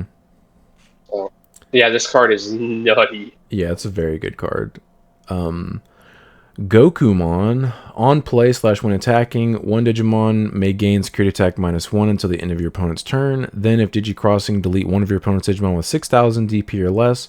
All turns when this Digimon would leave the battle area, return one yellow Digimon card from this Digimon's Digivolution cards to the hand.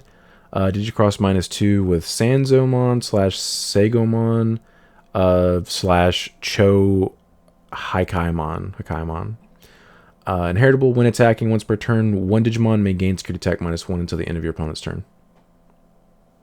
I'm going to assume that we're going to see more of those specifically mentioned cards for the Digicross later. I mean, we've gotten right now, it just reads kind of mid. Yeah, we've gotten some cards from this archetype, I think in BT10, if I remember correctly.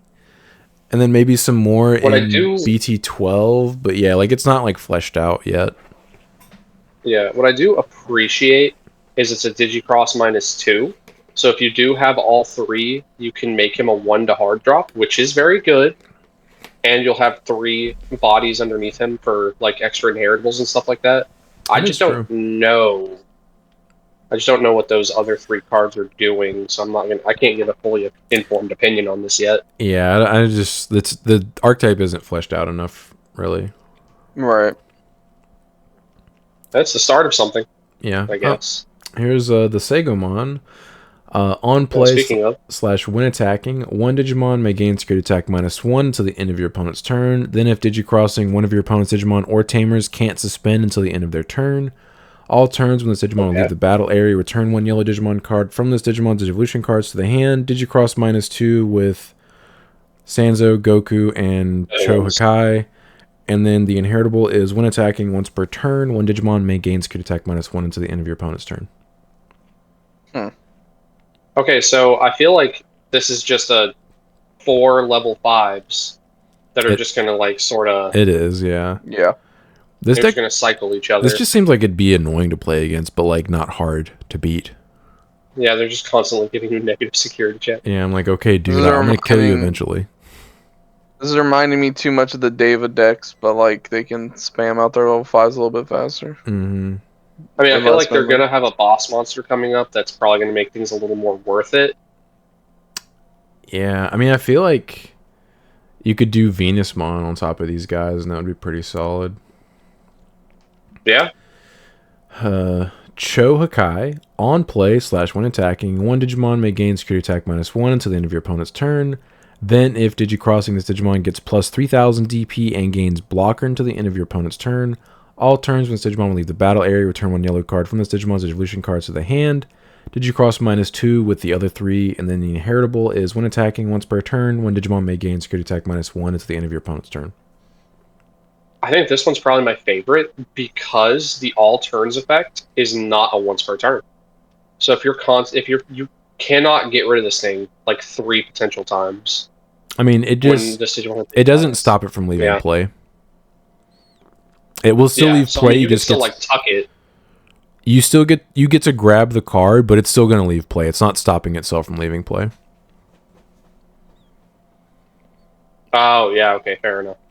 Yeah. Yeah. They all have that same effect. It's not once per turn, but it doesn't matter because you can only do it once. Yeah, fair. Here is Sanzomon. I guess this is probably the boss monster. Sanzomon on play. This is still level 5. Yeah, I mean this one down here is the boss monster. Oh yeah, the one under it. Yeah. On play / when attacking, one Digimon may gain security attack -1. Blah blah blah. Then, if Digicrossing, reveal the top 4 cards of your deck. Add one Gokumon, Sagomon, Chohakai, and Shakamon among them to your hand. So you can add all 4. That's kind of crazy. Yeah, and return the rest to the bottom of the deck. All turns when this Digimon will leave the battle area, yada yada yada. Digicross -2 with the other 3, and then inheritable when attacking once per turn. Same thing, one Digimon may gain security attack -1. So this is definitely the best one. Yeah, it searches the entire archetype, it seems. That's crazy, dude. Top 4, and then if you reveal all 4, you just get to add all of them. I mean, what are the odds you're going to do that? But at the same time, it's like, even if you only reveal 2, yeah, even if you reveal 2, even if you reveal 3, you're just getting all of it. Oh, their boss monster's a level 7, which is odd. Okay. Shakamon. Oh, never mind. It digivolves on top of any of them for 6. Any of them. Or evos on top of a yellow level 6 for 4. On play / when digivolving, all Digimon gain security attack -1 until the end of your opponent's turn. That's a blanket effect, so it doesn't matter if it's not in play yet. All turns when this Digimon would be deleted or returned to the hand or deck, you may play one Sanzomon and one Gokumon, Sagomon, or Chohakaimon from the Digimon's evolution cards without paying the cost. Your turn, all of your Digimon security attack minus are turned into security attack plus. End of opponent's turn, once per turn, you may place one Digimon with security attack minus or plus is just a modifier security attack on top of its owner's security stack. And you can also Digicross this card -2 with all 4 of them. It seems so annoying. So you can play it for 7 memory, potentially. Bruh, okay, so I was kind of right. This is kind of just like Deva's. Yeah. It is, and it also seems like 5s.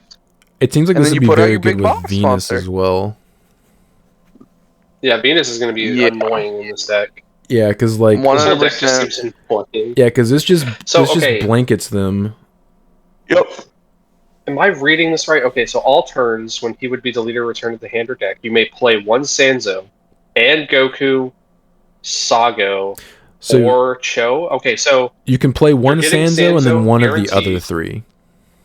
Yeah, I was about to say Sanzo's guaranteed, and then you can play one of the other three. Yeah, you can't play all four for some reason. Which Sanzo was the best one, wasn't it? The Searcher? Yeah, I think that was the Searcher. Yeah, so yeah, you just get to like basically search to do it again.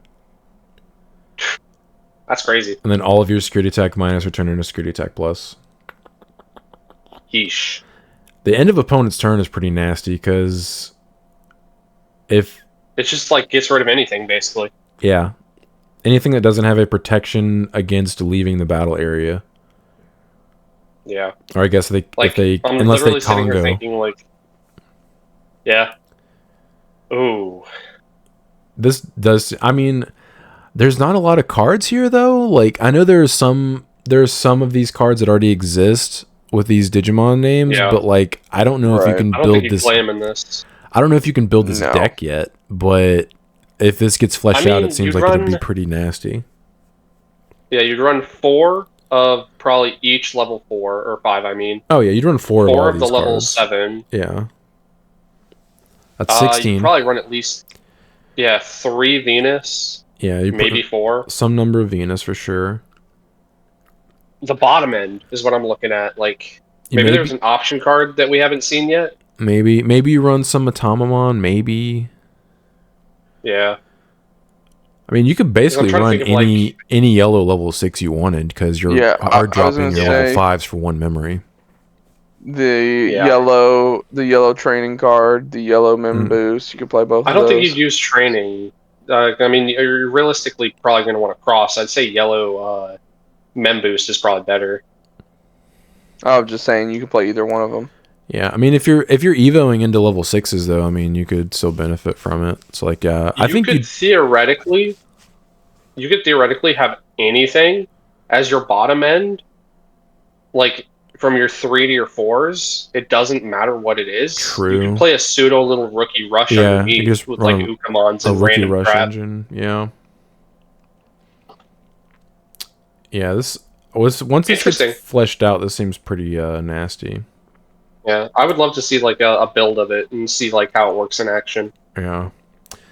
Yokomon, inheritable. When attacking once per turn, you may place 1 blue level 3 Digimon card from your hand as this Digimon's bottom Digivolution card.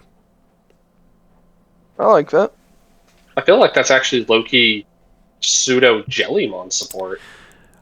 It seems like it is support for it's probably going to be its own little thing. But... the place source effects. Yeah, that too. Aegistramon. Is that the first card that allows you to play the source from your hand onto your Digimon? I don't think so. Because most of the time it's already got to be on the field, right? For a lot of things. Like specifically for like BT15. I mean, there are certain cards, like Rowdy Rocker's a card I can think of, but like there's not a lot that just let you tuck sources directly from your hand. Right. I mean, Koji. Koji, yeah. Yeah, that's one of them. Yeah, there's a handful of cards that let you do it, but there's not a whole lot. It's not many. Yeah, that's an interesting effect. Oh, nice. Biomon, it has blocker, and then an inheritable is jamming, so you can just give your stack jamming with that Yokomon. I saw a lot of people hyping 2 cards up specifically because Blue is losing Bukamon here soon. Yep, and I saw a lot of people were saying this plus one of the rookies we just got in BT15 with both just give inheritable jamming. The jamming, yeah. Yep. I think I pulled one of those in my pre-release deck, and yeah, I put in work whenever I saw it. Oh, super work. I literally was able to confirm the security tuck guy surviving his check, which was hilarious. Yeah, this seems pretty solid. Yeah, no, it's a good generic rookie. Interesting that it is Yokomon and Biomon in blue for I think the first time. See, here's the difference with these compared to a Tama, right? Like You're not gonna. You could just slap You know, these in hatchet. Mirage. Yeah, you could slap these in Mirage, but guess what? You gotta get rid of your consistency level 3s, your actual Galmons. Yeah, and you have to draw And these. if you're playing a Yeah, you gotta and draw 'em. if you're playing a Archetype type deck, Yep. if your Archetype says Evo 3 from anything, Evo 2 from Archetype, you're going to be paying more memory just for playing these more blanket effect cards. Mm-hmm. So that's the difference. Yeah, having to draw Them's it breaks. is definitely Yep. good. Final Excalibur main. It's 3-cost option. Main: unsuspend one of your Digimon with the Angel, Archangel, or 3 Great Angels trait. If you have Diminimon, unsuspend all of your Digimon with Angel, Archangel, or 3 Great Angels trait instead. Security effect: recover +1, then add this card to the hand. This What card's the nutty hell? as heck. Why are we giving yellow unsuspend? I thought that was blue's thing. Yellow Supremacy is returning. Prepare thyself. Oh my Yeah. god. They said, "Hey guys, we know we did a little much with purple. Here's a bone, man. Here's yellow. I know you guys haven't tired of yellow yet, right?" I mean, honestly, it's been so long since they've given Yellow like tier 1 support. A bone. Yeah. Okay, I don't want to hear. What about green and black? Tough. Also, Tough. the Diminimon deck. Green's been playing the same deck for how many sets now? No one cares. Oh, we just got heavy Leomon, so here we go. The Diminimon Yeah, deck it's is black and insane. They can doo-doo out like 5 to 6 megas in one turn. The Yep. things you can do with that card are stupid. That card's probably going to see the ban list at some point. Yeah, if they go too far with it. They've already went I mean, too if we're far, gonna be dude. His talking about effect cards that might alone hit the- enables you to, like...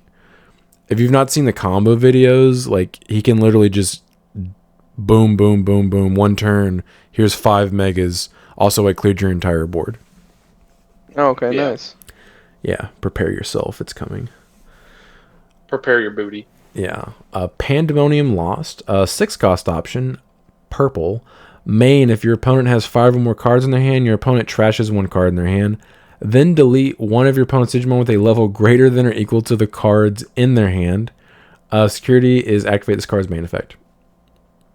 It's interesting. We're getting more hand trashing. Like we'll get to that a little later, Mm-hmm. but it seems okay. I mean, past like the first few turns of the game, this is probably gonna it makes them trash a card, but also it's gonna attempt to delete anything on the field. Yeah. I mean, I do appreciate how it is only 6 cost.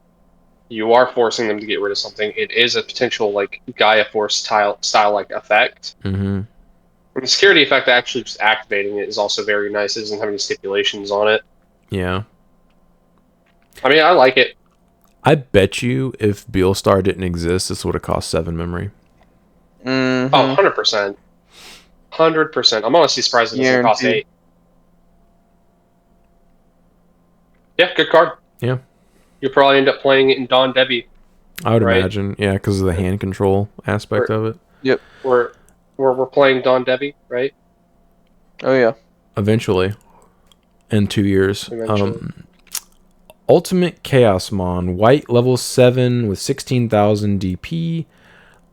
It digivolves on top of, let's see, yellow, green, black, and purple for 7 memory.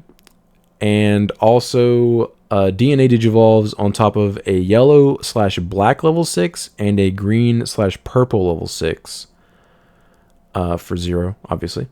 It has partition, which means when this Digimon with one of each specified card in its Digivolution cards leave the battle area other than by one of your effects, or in battle, you may play one of each card without paying their cost, and that is yellow/black level 6 and green/purple level 6. When digivolving, if DNA digivolving, you may place up to 2 level 6 cards from your trash as Digimon's bottom Digivolution cards. Then for each level 6 card in this Digimon's Digivolution cards, return one of your opponent's Digimon to the bottom of the deck. Your turn, No, while this just wait. Digimon has 4 or more level 6 cards in its Digivolution cards, it gains security attack +3 and piercing. Oh! Oh! He's a big boy. So that's 4 checks at 16,000 DP with Pierce. Yeah, and I'm pretty sure I've already seen somebody talking about how there is a way to DNA Evo this guy rather easily. Oh, I'm sure. I'm sure this in this set there's a way to do it. Yeah, I don't think it's going to be like super consistent to pull off, but if somebody pulls that off on you, like, just extend handshake. They deserve it. Yeah, this card's definitely a game ender when it comes out. Like, even if you pass turn going into this guy, he's bot decking probably all of your opponent's stuff. And Yeah, you better hope you have something in raising. Yeah. Also, the Wind Digivolving effect, so you can only add extra level 6s if you DNA, but you still get that second sentence regardless. So you, for each level 6 card in his sources, you bot deck one of your opponent's Digimon. Yup, crazy. That's wild. Oh, look away, Chris. Look away, Chris. Purple cards are coming. They're coming for you. Yeah. These The artwork is dirty kind of... cards. I can't really tell what's going on. Yeah. But this effect is nasty. I'm curious what the alt art's going to look like. Beautiful. If it even gets one, the Demon Lords might take up all the alt arts for this set. I mean, I guess that's true, but it is a super rare. Hopefully they give it one. Yeah. All right. Boogeyman. Evo's on top of purple, level 3 for 2. On play, reveal the top 3 cards of your deck, add 1 card with the Fallen Angel or Demon Lord trait and 1 purple option card among them to your hand. Return the rest to the bottom of the deck. If you added cards, trash 1 card in your hand. Inheritable, all turns while your opponent has 6 or fewer cards in their hand, this Digimon gets plus 1000 DP. Would you even need this in the Demon Lord deck? I don't think you do. You can also... I think this is a Dandevimon card. But it's not... But the thing is, the problem with it is it's not trashing a card in your opponent's hand. It's not, but it is a searcher. I mean, the cards we'll get to later will, but yeah, it's a searcher, I guess. Yeah, I'm not sure what exactly this falls into. It seemed like you could maybe play it in both. I'm glad it's inheritable as trash. Yeah, it's inheritable as like... I mean, the Dawn Devi... Whatever. Yeah, the Dawn Devi wants you to be at a specific card number in hand. But, like, the thing is, you need to be on that, like, immediately. Because if you're not trashing cards from your opponent's hand consistently, like, they're just going to fill their hand up super fast. Yeah. So, the clear downside to what they're doing with these trashing from hand, or, you know, having the opponent at a certain number. Ferrismon. We'll get to that later. Level 5. This is Fallen Angel. Has blocker, when digivolving / on deletion, not once per turn. If your opponent has 5 or fewer cards in their hand, gain 1 memory. If your opponent has 7 or more cards in their hand, your opponent trashes 1 card in their hand. Inheritable, when attacking once per turn, your opponent may trash 1 card in their hand. If they don't, you may play 1 purple level 3 Digimon card from your trash without paying the cost. See, I like this one more because it actually has hand trashing twice. I mean, that and the fact that it gets to it lets you play dudes out for free. Yep. Yeah, if they don't. Oh, I'm always trashing something. Yeah. Always. I'm not giving you a free body. Duramon. This is the level 5 red for the Ragna deck. Hand main by paying 2 cost and placing this card as the bottom Digivolution card of one of your Digimon that's level 5 or has the Legend Arms trait. That Digimon gains security attack +1 for the turn. Your turn, once per turn. When an effect places a Digivolution card under this Digimon, it gains Raid and Piercing for the turn. Inheritable. Your turn, once per turn. When this Digimon's attack target is switched, trash the top card of your opponent's security stack. It's actually really good. Very good. Getting Raid for the turn is actually pretty crazy. That's keyword the card. Yeah, my big issue with this is if you're going into Ragna, you're DNA evoing, and it's going to get rid of all the effects you've had given to them. It maintains the effect for the turn. Oh, never mind. You're right. Yeah, if you DNA, you don't keep it. You're right. My bad. So, I mean, you'd probably swing with, like, your level 6 to do that stuff and then go into Ragna. But I don't know. I'd have to see it. I was gonna say, like, the problem with Ragna's never been Ragna. It's everything else. It's like everything else underneath it needs to get better. Yeah, that's true. Needs to get brought up. You got to be able to try and win with the deck without just trying to win with Ragna. That you is know true. What I mean? Yeah. The rest of the deck has to be able to play and do stuff. That's why the best version of Ragna has never played anything besides Ragna. Yeah, It's exactly. Dope break. Yeah. Raiju Ludamon, which does not have an image. This is the black level 5. Yeah. Hand main by paying 2 cost and placing this card as the bottom Digivolution card of one of your Digimon that's level 5 or has the Legend Arms trait. Till the end of your opponent's turn, one of their Digimon gains start of your main phase. This Digimon attacks. Your turn once per turn. When an effect places a Digivolution card under this Digimon, it gains blocker and reboot until the end of your opponent's turn. Inheritable, all turns once per turn when this Digimon would be deleted other than by one of your effects by trashing 1 card with the Legend Arms trait in this Digimon's Digivolution cards. Prevent that deletion. So it does have protection, which is very good. Ragna is known for having some pretty nutty protection. It does, and that's a crazy protection effect. Right. Yup. Especially, I mean, it is only a once per turn. That is true. It is only once per turn. Good. But yeah, that is really good. That also includes in battle. Which also, is nice. I love how we may have predicted the future, because look at that effect. Start of your main phase, this Digimon attacks. We're finally getting black cards that are forcing your opponent to attack. Yeah, it just sucks because they have to have it already in the battle area in order for that to do anything. Yeah. Right. The next thing we need is a blanket effect. Like, blanket negative security check. Blanket, as soon as your main phase starts, your opponent swings. Yeah, I think it would be better if they made that a blanket effect. Because it'd be like one of my least favorite things about playing around Examon is the fact that they can do that. And it doesn't matter if you're chilling in the breeding area. And it's a blue-green deck. Yeah. Like, it's very odd. Why are we giving that effect to a black deck? Yeah. I think that would be a better way to execute that. But, I mean, it's a start. Kokomon. Inherited, your turn once per turn. When an effect suspends one of your Digimon gets plus 2,000 DP for the turn. Just make your alliance stronger. I don't know if you play this. Yeah, though. but I would rather play consistency cards. Yeah, because you already play. I like the first one. You're playing 4 EX4 Koko, which draws 1 when you suspend by an effect, and then you're playing 1 of the. I forget if it's a Koko from the starter deck that also draws you a card when I think you have a Tamer in play or something. Yeah, something like that. I don't think you play this card. No, it's niche. I don't think you need it. So I'm pretty sure this is the same effect, basically, like that Ben was playing as his one of Tama when he played Alliance, and he hated it. He hated seeing it. He legitimately got so tilted when he hatched his one of Tama as the first Tama, and he was like, ah. Yeah. No, exact same situation with Heavy Leomon. I had play 4 of the Fremons where when you attack, you draw a card. My 5th one is almost that exact same kind of effect where if my opponent has 2 suspended Digimon, it gains 2,000 DP. Like, when does that ever come up? Never. Yeah. You're just playing it because it has any other green Tama. Fremon. You play the Fremon because all your level 3s Digivolve for 1 on top of anything but Fremon. I literally have to.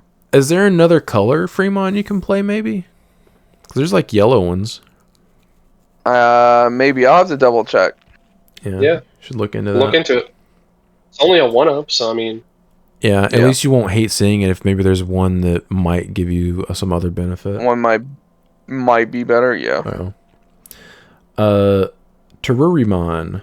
Digivolve on top of Lotmon or Terriermon for 2 memory. Otherwise, Evo's on top of level 3s for 3 memory on top of green and yellow. On play / when Digivolving, you may suspend 1 Digimon. Inheritable when attacking once per turn. One of your opponent's Digimon gets minus 2,000 DP for the turn. The Inheritable's pretty good. I think the on play when Digivolving is kind of okay. Oh. Yeah, this seems pretty decent for Alliance support. I don't You probably He play just this doesn't card, but scream. I don't know for sure. I don't know if you have the room by the time this play the comes cards out. from EX4, and I think you play the cards from the starter deck. I don't think you play this. Yeah. Yeah, this doesn't stand out to me like those cards did. Yeah, it doesn't seem Like crazy. the advanced decks. Yeah. Neo Devimon, Fallen Angel. Yeah. Ooh. On play / when Digivolving, if your opponent has 5 or fewer cards in their hand, delete one of their level 4 or lower Digimon. If your opponent has 7 or more cards in their hand, your opponent trashes 1 card in their hand. That's kind of underwhelming. On deletion, if your opponent has 10 or more cards in their trash, you may play 1 Dandevimon from your trash without paying the cost. Inheritable, when attacking once per turn, your opponent may trash 1 card in their hand. If they don't, you may play 1 purple level 3 Digimon card from your trash without paying the cost. Okay. Now, I really like the Neo Devi. Mm-hmm. The Neo Devi was such a good step in the right direction, Yes. especially that on deletion. Yes. Because the Demi Devi, if you guys remember that, The promo that you had has to a play? very similar. Yeah, the promo has a very similar on deletion where you get to play Don Devi from trash. Mm-hmm. So you could potentially, I'm pretty sure, play 2 Don Devis from trash. 100%. That is very good. I think that one requires you have a number of Devimons in your trash to do it. It's like 7 or 8, if I remember correctly. Yeah. I'd pull the card up right now, but so that is very good. I love his inheritable, because you're forcing trashing. I like this is a very good card. I like the inheritables from these guys because it lets you play that promo Demi Devimon back from your trash for free to keep recycling the effect. And then I also think these are going to have really good synergy with the Devimon from BT14 and his option card that gives like security check +1. Yeah. Yeah. So I will probably tinker with this deck. I'm just a little disappointed with the new Don Devi, which we'll get to here in a second. Yeah. So the new Dandevimon, Fallen Angel, on play / when Digivolving, delete one of your opponent's level 5 or lower. If this effect didn't delete, your opponent trashes 1 card in their hand. Your turn, while your opponent has 5 or fewer cards in their hand, this Digimon gains Rush and Security Attack +1. The fact it has to be 5 or fewer. It's so if it would have said 6, if it would have said 7, but the fact it's 5. No, 7 is too much. The whole archetype basically trashes your opponent's hand, so I would imagine it's probably pretty easy to maintain that. I want to get this in my hands and try it. Yeah. Like, this is one of those things where I need to have it in hand, and I need to be playing it to see how often I'm trashing cards from my opponent's hand. I think I would much rather max out the BT4 Dandevimon over this guy. That's what I was thinking. Because that Dandevimon, if it gets deleted, it trashes 2 cards from your opponent's hand, and it's a floodgate basically in your opponent's turn. If they remove a card from your security stack, they trash the top card of their security stack.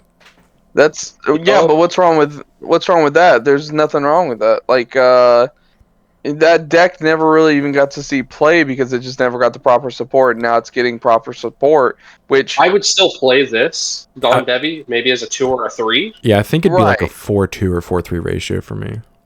Because I could see a sneaky little play where, let's say you have your opponent at 5 cards in hand, you swing with the Neo Devi, you have the Demi underneath it, it dies, you get to play 2 of these dude out. Oh yeah, and that would be sick. Yeah. And now you have 4 checks right there, and they both have Rush. Yeah. But like I said, this I don't know what I envisioned in my head, but I was expecting something more floodgatey, like the original one. Yeah, the original. I like that he has Rush and potentially Security Attack, or potentially Rush and potentially Security Attack +1. But yeah, I agree. The stipulation is kind of rough. Yeah. Because like, what are you doing if you're just evoing into him? Like, if you're just going into him in a normal stack, you're deleting a level 5. Yeah, or trashing a card, and then otherwise he's just sitting there. He just sits there. Yeah, he's got nothing to do, and he's got nothing going on. Yeah. At that point, you're hoping he dies. Yeah, I would much rather max out the old one because that plays more into your strategy of getting rid of your opponent's hand. This feels like a I'm about to push for game card. The other one feels like I'm playing the game card. I agree. Yeah, this guy's like more end of game situation. Oh yeah. Yeah. Yeah, he's just a rare too, so he's probably not getting an alt art. I was about to say, I'm curious if he gets an alt art. Probably not. Probably not. I'm happy that we're getting support for the deck, but this guy is underwhelming. Yeah. Super underwhelming. All right. Durandamon. This is the red level 6 for Ragna. Evil's on top of Legend Arms or red for 4.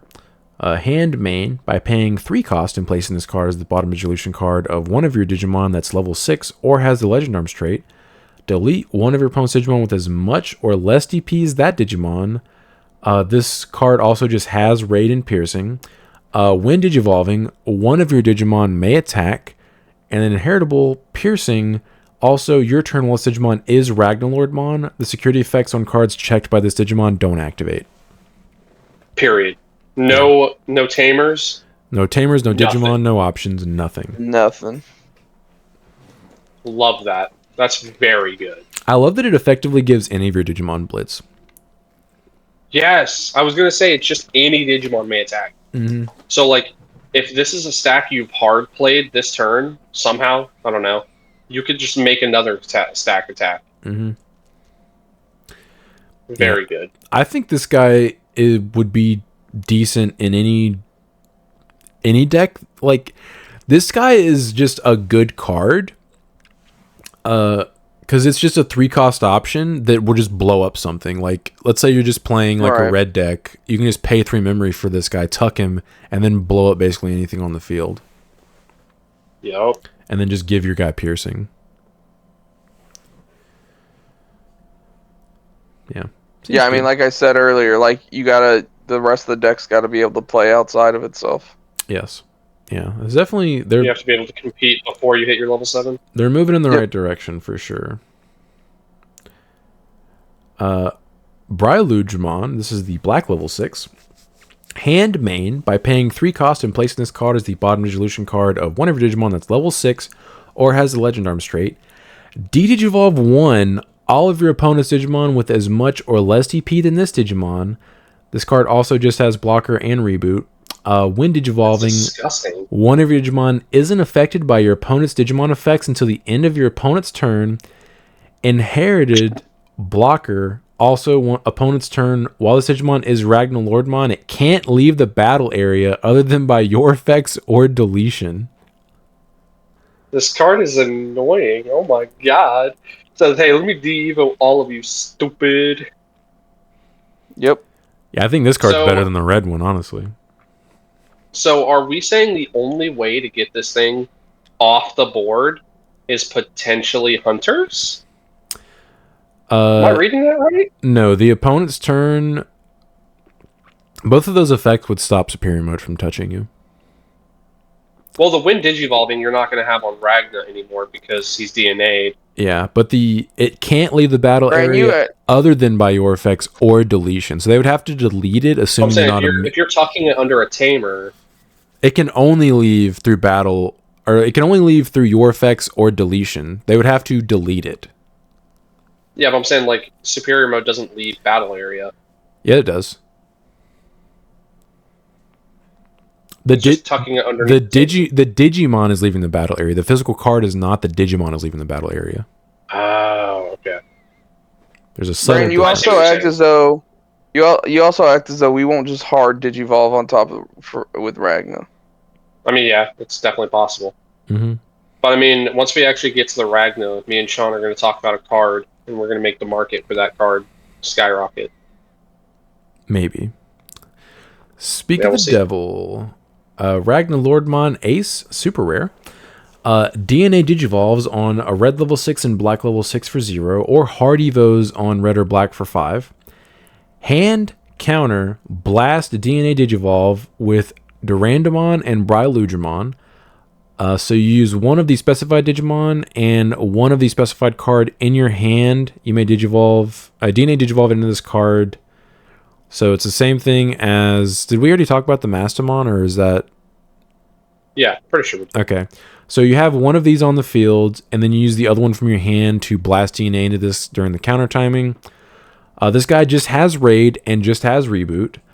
On play / when Digivolving, trash the top card of your opponent's security stack, and this Digimon isn't affected by your opponent's effects until the end of your opponent's turn. Then, if DNA Digivolving, de-Digivolve 1 all of your opponent's Digimon and delete one of their Digimon. Ace Overflow -5. Yeah, so this card's nuts. It's okay. It's okay. Now, I don't think it's as good as OG starter deck Ragna, because that thing is literally a game ender. Yeah. Yeah, I was But gonna say this they're two different cards. Yeah. Yeah, this comes out and it is a difficult thing to deal with.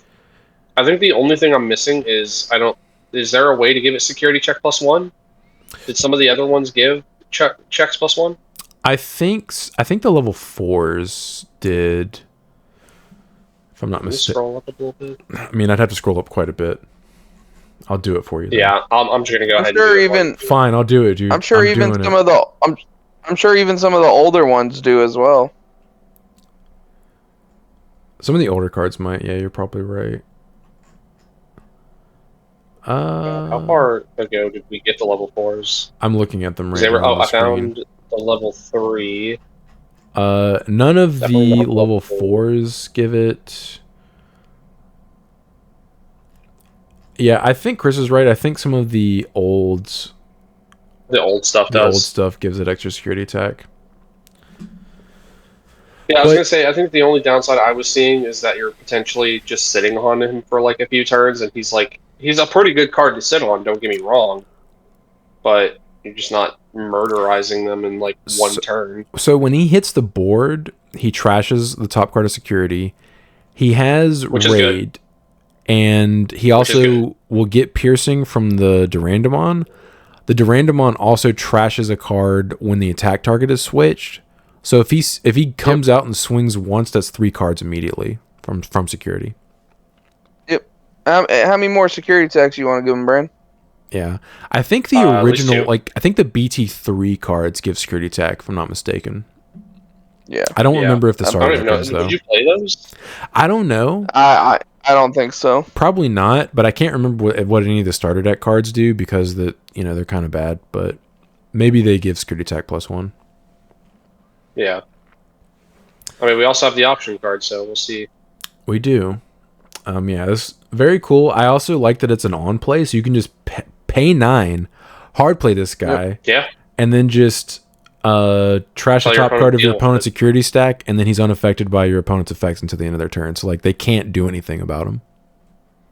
So what me and Sean were talking about was Geni is actually feasibly a good card going forward. Mm-hmm. Because you can just set your level 6 in the raising and tell your opponent, swing at me. Yeah. Swing at me and let me Ragna your face off. All of these DNA Ace cards are so insane. Like the Maston, this guy. Once we get the other ones, I'm sure they'll be crazy. Like if your opponent doesn't have Tamer removal, or I believe Geni has to suspend to do it. If they can't stun the Geni to where it can't suspend, if they swing, it's basically a death wish. So explain to those who may not know Geni's effect because it's such a bad card right now. So he has a really bad on play. Yeah. His on play, his reveal, I think top 5. I think so. And you get to grab any non-white Tamer and any level 3 Digimon. Yep. Now honestly, it's okay. You're not using it for that effect. Yeah. If you get cards off of it, cool. Just be prepared to bot deck some cards you want. Yes. The main effect you're using is if your opponent swings with a level 5 or higher Digimon, you may tap this to move a card out of the raising area. So essentially, if you're playing a DNA blast deck, a blast DNA deck, you can hide in the raising with Geni on the board, and your opponent can only swing with level 3s and level 4s. Otherwise, you just blow them out. Because the moment they swing, their when attackings are going to trigger. Then you are going to be allowed, because Geni is a when your opponent would attack card. Mm-hmm. You're going to tap him, pull your dude out, and then counter timing. Yep. So then you can just go straight into Ragna Ace. Yep, you just blast DNA into this guy or Maston, and it's an absolute blowout. Or Omnimon, who we should hopefully be seeing in 17. Once we get the other ones as well, I'm sure those are going to be blowouts too. All right. So, listen, guys, Geni pre-release is going for a good chill $1. Go buy it out. Do it. Yeah, it's actually going to be meta once we start getting these Ace DNAs. I mean, the first thing that got it on our radar was that one player who put it in Deva's. Yeah. And we were all like, it's like, oh my god, he's cooking. Genius, yes. He's cooking. Yep, definitely cooking. Inheritance of the legendary sword and shield, ! 3-cost option, has legend arms in its traits. While you have a Digimon with the legend arms trait, you may ignore this card's color requirements. Main, you may place one Digimon card with the legend arms trait from your trash as one of your Digimon's bottom resolution card, then place this card in the battle area. All turns when one of your Digimon would leave the battle area other than by one of your effects, delay, you may play one card with the legend arms trait from that Digimon's evolution cards without paying the cost. Securities activate this card's main effect. This is really good. So, let me get this straight. You could, theoretically, tuck a level 6. Yep, you're seeing it. Underneath a level 3. Yep. Swing with the level 3. The level 3 is going to die. Yep. And then you go, nah, I have a level 6 now. Didn't you know? Yep. And then you can just DNA into Ragna if you already have a level 6 on the field. That's hilarious. Yeah, this card's going to be a 4-0 for sure. Yeah. Pretty good. Also, if your Ragna leaves the field, you can just play out one of your level 6s. Like, let's say they answer your first Ragna somehow because it's been on the field for a couple of turns. You have this, you trigger it, play another level 6, and then they attack you, and you just blast Evo into another one. Oh, let me do it again! Like, thanks. Stupid. So dumb. Another one. Yeah. Another one. This card's going to be very good. Oh, this card's going to be broken. Speaking of broken, Mega Digimon Synthesis. 4-cost white option. While your opponent has a level 6 or higher Digimon, you may ignore this card's color requirements. Main, one of your level 6 Digimon and a card in your hand may DNA Digivolve into a level 7 Digimon card in your hand. Security, return one level 6 or higher Digimon card from your hand from your trash to the hand, then add this card to the hand. Yeah, Sean, I think you misread the name of this card. I think it said Mega Digimon Fusion 2.0. Yeah, this is Mega Fusion 7.0. Yep. Yeah, for real. It's nice that this has a cost, but there's no drawback to this card. Zero. Nope, absolutely none. Doesn't leave the field at the end. It just stays. This card's amazing. Alter S. Like, oh my god. Alter S be popping off right now. Yeah, this card, I'm fairly certain, is the sole reason that these silver Alter S's have been bought out recently. Because obviously you can play this in that deck, and you can play it in any of these DNA level 7 decks. All you need to do... Examon. Yeah, Examon, that Ultimate Chaosmon, Ragna. or Deanmon. Maste. Maste's level 5. Maste. Yeah. Yeah.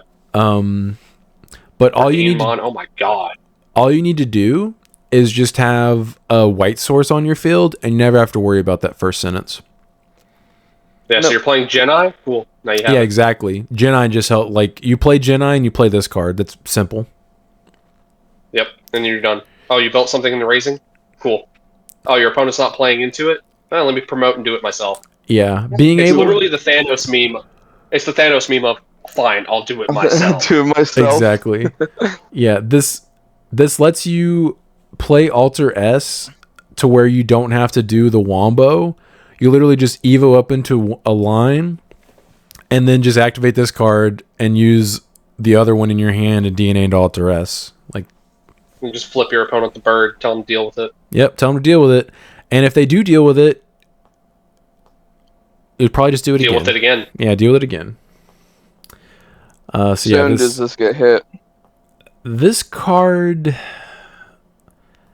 I could see this going Before to one. that Might be the comes out? second card. This card might be the second card to get banned. I think this is probably just going to go to 1 if I were to guess. But it could also get banned. But I see this. This is on the same power level as HPD, and they refused to ban that card. So I could see this just going to 1. This really depends on what these next level 7s are going to be doing. I mean, like, we know if Omni is a DNA Omni, it is. this card's going to get abused. It's a Ace DNA Omni. Did they hard confirm it was going to be a DNA? I'm fairly certain. This card's about to be abused. Oh yeah, this is going to get abused heavily until it finds its way onto the ban list in some way.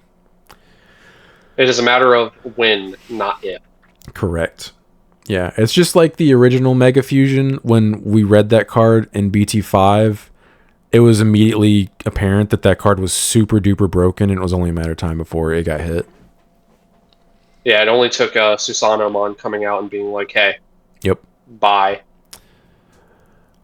All right, TK Takashi and Kari Kamiya. So this is actually the second dual tamer we've got with TK and Kari on it. With these two. Yep. This time they're children. Yep, just this time they're kitties. Start of your main phase / on play, one of your yellow Digimon gains barrier until the end of your opponent's turn. Your turn, when one of your Digimon is played or digivolves, if it has the Angel, Archangel, or 3 Great Angels trait, by suspending this tamer, gain 1 memory. Security is play it without its cost. That first effect is really good. It is. I think this card is actually pretty balanced because it's a 4-cost option that doesn't just. I mean, that's what I was gonna say. If it was also like a memory setter, it would have been like over the top. But the fact that it's not, it's like okay, perfect. Yeah. In order to take advantage of the extra memory, you have to be doing something. Yeah, I think this is very well balanced. I think this is also the answer to them, because they're clearly trying to push away from the Gatomon engine, the starter deck Gatomon for this Angel archetype, and this helps. Yeah, good luck. This helps not having to use that card because this lets you Evo for cheaper. Yeah. And there's no floodgates to stop this because it's gaining a memory by a tamer. Yeah, it's a tamer. And it doesn't reduce Evo, it just gains memory. Very good, very good. Yeah, that's actually surprisingly balanced.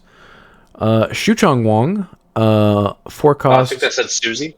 Bro, it says Shuchong Wong in English. I don't know how many times I have to say this to you. On play, reveal the top 3 cards of the deck. Add 1 card with the Beast, Beastkin, Holy Beast, or Cherub trait among them to the hand. Return the rest to the bottom of the deck. Your turn, when an effect suspends one of your Digimon. By suspending this tamer, one of your Digimon may digivolve into a Digimon card with the Beastkin, Holy Beast, or Cherub trait in your hand with the cost reduced by 2. Security, play it without paying the cost. So this straight up just does what the best Alliance cards did from EX4. Because remember, those cards were like, oh, if using Alliance, you may digivolve for a reduced cost. This does that, but for every time you do that. It does. That's insane. It does, and it also is a searcher as opposed to the one from EX4 was it lets you play like a rookie for free. But the rookies from the starter deck let you do that, so you don't really need that effect anymore. So this is definitely going to be better for the deck. Exactly. So this is probably the first Alliance card from the set where I've been like, oh yes, good. This is very good support. This seems like it's a 4 of because I think it searches the entire deck if I'm not mistaken. Oh yeah, I'm pretty sure it does. Yeah, it does. So yeah, solid, and it gives you access to any of your dual color or either color option, I guess. Yep. Yeah. All right. Some people were disappointed with this. Sean was one of them. I was. I wasn't as upset as Ben was. Ben was pretty heated about it, but all right. So he thinks it's bad. Yeah. I mean, it kind of. He thinks it's bad, and it wasn't Lucemon. yeah, it took the place of the Satan mode, and also it's arguably not even that good considering it's a secret rare tamer. Like, the only other secret rare tamer we've had is Rena, and Rena is very, very good for that deck. But Yeah. All right, so Mireille takes the spot of our Satan mode secret rare for EX6. Thanks, Bandai. 4-cost tamer. Your turn, when one of your Digimon with the Holy Beast, Archangel, or Fallen Angel trait is played, by suspending this tamer, gain 1 memory. Then one of your Digimon may Digivolve into Angelwomon or Lady Devimon in your trash with the cost reduced by 1. End of your turn, once per turn, 2 of your Digimon may DNA Digivolve into a Digimon card in your hand. Security play without paying the cost. Oh, so already, just right off the rip, the card has to be in trash? Yeah. In order to Evo... so you can't even have it in your hand. Mm-mm. So it's like, already the reducing effect is already just not that good. If it would have been hand or trash, okay. Okay. Yeah. But, like, the fact you have to have your trash set up to even get that first effect really to go off. I guess this is okay. I get what you're saying now, Sean, about trying to move past that Gatomon, the starter deck one, because this thing does the same thing like the end of turn thing. So yeah, it's you trying don't to get really around need that. the Gatomon. Yeah, but like you're still playing it. Yeah, you're still playing it. You're playing it in this deck specifically, but I don't think you don't play it in the Angel deck. Right. Yeah, dude, I don't know. This Tamer seems so like mid. It's okay in the sense that you no longer have to see Gatomon, but you have to see Gatomon or this card, or if you're playing the starter deck Salamon, I guess. Yeah. Because, like, you could just promote your level 5 and then hard play another level 5 and then trigger her to DNA. But, I mean, I feel like I'd rather just... Is it worth it? I'd rather just chill and raising with a Jedi on the field and just blast Evo on people. Exactly. Like, I don't even know if I'd play Mireille. I'm just like, bro, do something. Yeah, come at me. Because then, it's just... Go ahead. Go ahead. Mastamon's always been better at answering board states rather than trying to establish a board. Like, obviously it can establish a board, but it gets broken up pretty easily, whereas Mastamon can just mutilate your board. And I would much rather answer my opponent with Mastamon than try to, like, be proactive. I was literally about to say that Mastamon as a deck is more reactionary. Yeah. Like, it can be offensive, it can be aggro, but you're 9 times out of 10 going to want to pop their stuff, interact with their stuff, and then hit them. Yeah, because if you pop off first with Mastamon and they answer your board, you're set back way further. Yep. I was about to say that same thing. Yeah. So I don't even know if I would play this card, legitimately. I might just play 4 Jedi and just be like... Yep, don't waste your money on the secret rare, just buy 4 Jedi. You already know this card's going to be $100. Yep. Simtax is going to have alt art. Yep. All the Simtax. If you want the ultimate Simtax, you just, like, have her with her feet up or something like that. Get those people while you're at it. Oh my god. Alright, so... Descent of the 3 Great Angels is a 5-cost yellow option.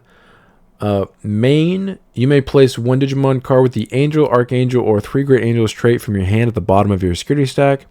Then place this card in your battle area. All turns, when one of your Digimon with the Angel or Archangel trait is deleted, search your security stack. You may play 1 Digimon card with the 3 Great Angels trait among it. Without paying the cost, shuffle your security stack. Security, place this card in your battle area. How much does this thing cost? 5. Oh my god.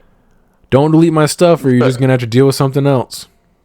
Yeah, for real. Basically playing a level 6 for free out of security, that's cool. Yeah. That you you can guarantee hit because you can put one there. Play.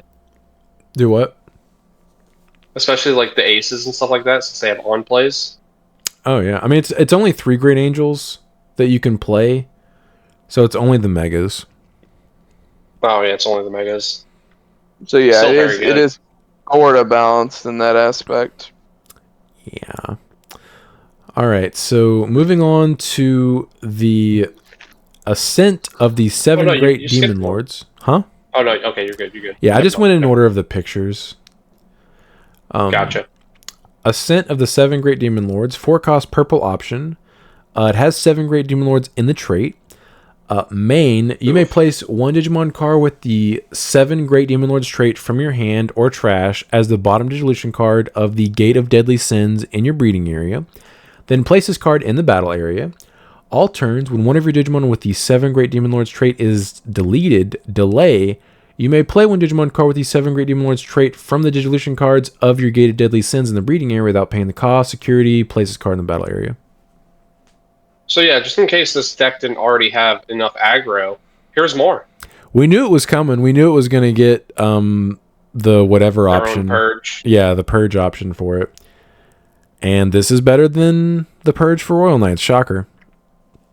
Yeah, crazy. Maybe it's because it's what, Chris? Let's hear your catchphrase. It's purple. There it is. Yep, that's right. So, the beginning of your turn, the Gate of Deadly Sins deletes your dudes. You can just trigger this at the beginning of your turn and just immediately play out a guy. Yep. Thankfully, I think the only one of the Deadly Sins, or 7 Demon Lords that has Rush is Beelzemon. I think that's right. But even then, they all have they'll have super good effects. They all have really good effects, so I don't think you're missing it. I mean, you just play out chaos mode, and you're like, hey, delete something, or trash a top card of your security. Here's an alt art of the new Lucemon rookie. Looks very sick. It has the chaos mode in the background. Love it. Yeah, very nice looking. Just waiting on the Satan mode, Bandai. Here's a Digimon. You're gonna be waiting until BT19. Probably. Here's the alt art of the chaos mode. This is very reminiscent of the BT13 Royal Knight alt arts, and so it seems like all of the 7 Great Demon Lords are going to have like the same kind of art style for their alts. Yeah, I believe Leviah X was revealed yesterday, so we'll probably see him here in a second. Yeah, we will. And this is the Scramble card, higher res. This is Cherubi alt art. That actually looks really good. Very beautiful. Dude, the whole gang is here. Very Coco, Terrier Lop, well, Fat Cherub. I think this is just a higher res image, I believe. I don't think this is the alt art. The Cherubi? No, the bond of bravery. Oh, the bond, yeah. Yeah, it's just higher quality. Yeah, no, it's just higher res. All right, here is the Leviah. That looks pretty interesting. Beautiful. That's a scramble card, and that is it for the weekly reveals. So let me just... Overall, some pretty good reveals. Yes. Next week should be pretty light for us. It'll just be more alt arts.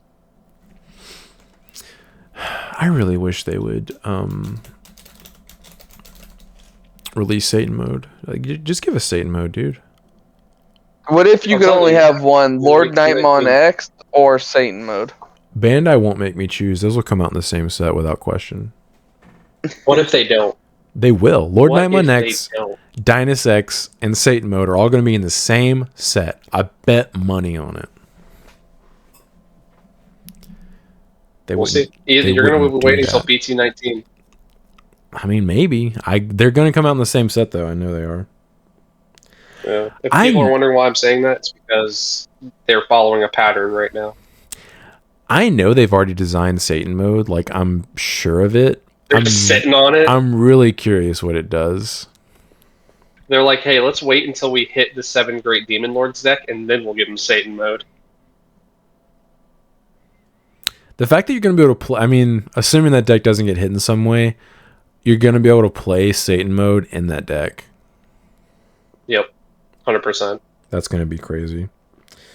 All right. Unless Satan mode has like some kind of weird restrictions where it's like, oh, this card can only be played by a Lucemon or something like that. I really hope they don't do that. This card can only be played to the battle area when one of your Lucemons is deleted. So that's not even... You could actually play it with that deck. I mean, they would have to do some kind of restriction for that because the option Dead or Alive can literally play it back from your trash if you have 10 or more cards in trash because it has Lucemon in its name. Yeah, fair. Fair. Yeah, I'd have to have some kind of silly restriction on it to make it I like don't more think of it will though. I think the Dead or Alive is just going to be able to play Satan mode from your trash if you have 10 or more cards in trash. That'd be crazy. What if right? Deal Hear me with out. this? It's coming out level 7 for free. What if this is the first card where it's called like Lucemon Satan mode, but in the text it says card is not treated as Lucemon? I think I'd hate it. That would literally keep Just so you can't Dead or Alive it. It would keep the Dynasmon and the Lord Nightmon from being able to interact with it from BT13. Yeah. Which wouldn't make any sense. So that's why you're going to get not Lord Knight X or Dynas X. You're just going to get a regular Dynas and a regular Lord Knight. We already got those. They're in BT13, Brandon. We're going to get... guess what? Another one. And they're both purple again. They're not even going to be yellow. I hope that Dynas X and Lord Nightmon X are both purple-yellow. If they're not, I'll understand and accept it because you could still play Lord Nightmon X and Lord Nightmon because obviously it would evo on top of Lord Nightmon. But I would prefer if it were purple-yellow. Wouldn't be able to evo on your level 5s. Yeah, that's the one issue is like it would keep you from being able to do that. But I would still play it. I'd push it. I'll push the agenda. Yeah. That's just... I'll get it out there. It'd be so disappointing. All right, so comment question. This was a very good one from JFox50. Favorite and least favorite keyword in the game with an explanation. Who wants to go first? All right, I think I'll go first. Okay, so least favorite is probably honestly the easiest to get out of the way. It's probably a toss-up for me between Digisorption or Digiburst. Because guess what hasn't had any support in the past, 10 sets? They straight up gave up of on those keywords. Well... Okay, but that's not something... Okay, it's at least favorite, so it's like something you don't want to see. I hate the idea, right? I hate the idea of having to rip my own resources just to get an okay effect. I wouldn't mind seeing that come back, but the thing is, I agree, since you're getting rid of your own sources, the effects that you're getting for doing that has to be good. Yeah, they have to be good. Yeah, Nidhogg was Nidhogg. One of the only ones that was worth it. Yes. Yeah, only one. Okay, maybe the purple Melga and the black Wargreymon were also pretty good. Oh yeah, the unsuspend one. Those and also Grand Kawaga promo. Yeah. Yeah. So they toyed with these cards being good, but then it's after BT 6 or 7, they dropped that keyword like a bad habit and they never came back. Okay, Brandon, then what's your favorite? So the favorite is really, really difficult because there's a lot of really good keywords in this game, but I am a filthy Gabumon stan, so I'm going for the one thing that helps me do what I want to do even better. 1000 DP from this. Oh, that's not the Sunamon. What? This is jamming. Plus 1000 DP, favorite keyword in the game. Yeah. I was going to say either jamming or evade. Because evade is blue's pseudo protection, and I do think it's a very good protection. It's not the best, but it's nice. But I think jamming overall is just it was so good early doors. It's so good nowadays. Just having jamming was really strong. Back in 1.0. 1.5. Your opponent promoted jamming Vmon? Problem. It's a problem. So annoying. You have to deal with it. Oh, they swung with it? Cool. I can swing over it the next turn. X Vmon. Unsuspend. Okay, great. I can't punish it. They got a free check for nothing. I just had flashbacks to when I played All Force in 1.5 for a minute. Yeah, that's literally what I did. Jamming Vmon was so goated. And jamming has never been weak. Jamming has never been weak. The only thing you die to is options. Yeah. That's it. So if you have the ability to have jamming and the inability to die to options, you're invincible. Like, you're just invincible. You can't be touched. Mm-hmm. Like, if you played, Sean, I know this is funny, but if you're playing, like, let's say, the BT1 War Greymon, and you blew, or, high-speed plug-in that, he's not dying. Period. I mean, you're playing a red deck, Brandon. The odds. I mean, most of the time you're I know your huge. GP. Your DP is going to be 1 million anyway, but I'm just saying. Red's jamming is 20,000 DP. That's our jamming. Yeah. All right, Sean, but jamming is so good. What about you? My least favorite is also Digizorption. Oh my god, you guys are so lame. I knew you were going to bring it up, so I went to Digiburst. Yeah, I don't like it because I think HPD needs to be banned. I do not understand why they refuse to ban that card. That card is super broken. It's literally Mega Fusion, but just specifically green, and also there's no drawback. Bring it to 4. It's never going to be good because green's not good. And it can't be good because HPD exists. It can't be good because HPD. I don't give us good green cards, then you can hit it. I don't like how Digizorption basically skirts the game's mechanics of paying memory for things. It's literally like, oh, you just suspend your dude and this is free now. Like, I don't like that. Can it be any dude? Yeah, it can be any dude. Yeah, any dude. I don't see you paying memory when you would Digivolve Gray X on top of Greymon. Or Agu X on top of Agu. Like, what do you want? That's the same level. I'm not evoing into a level 5 for free. Okay. And Bandai knows Bandai knows Digizorption's a problem because they've limited all the level 5s that evo for free with Digizorption. I have to suspend another Digimon or my Oh my god, I hate it for you. It's not like you don't play 30 dudes for free. Yeah. Cards that evo for free and get you extra memory end up on the ban list. Yes. No, that card was being abused. Gray X is limited. I didn't see Blasso being abused in an OTK deck, Brandon. I don't want to hear it. It literally was abused in Bloomlord, which I would call an OTK deck. No. OTK/Swarm. Never heard of Bloom. You're right. Yeah, it's not a searchable 4 of until it got hit. No, yeah, let's give Bloomlord access to 4 HVDs. That's definitely going to fix the problem with green. Give them a tier 0 deck where they can just do whatever the hell they want. Yeah, I do not like Digizorption. I've never liked it. Ever since 1.5 format, when I played against Sarismon and got Dougied on, I do not like Digizorption. I never will. It's part of the reason. Nice Omnimon you have. Yeah, it's part of the reason why I don't really like. I've never built a green deck. I think that's the only color I've literally never built a deck of. Their best mechanic I just don't like. My favorite keyword is actually a tie, and it's kind of funny because they're both on the same card. Raid and Reboot. Yep. Damn it. Yep. I knew it. I think Raid. You're always sit there and be like, "Oh, Garu, you're such a Garu fan." Yeah, what card has Raid and Reboot, Sean? Right. Ragna Lordmon. Oh, we're definitely not talking about BT12 Raid War Greymon? Yeah, we're not talking about him? Yeah, the most recent War Greymon that we've gotten printed by Bandai has Raid and Reboot. Yep. And unfortunately, it only has Reboot for the turn. I wish it just... good. I mean, it still is really good. I wish it just had Reboot, just like period. But I'll take it. I think Raid... You're normally trying to kill them the turn you go into it, so... Typically, but if he does end up staying on the field, if they don't have anything unsuspended, if you swing with him, you can't, like, protect yourself, or they can potentially swing into it with something.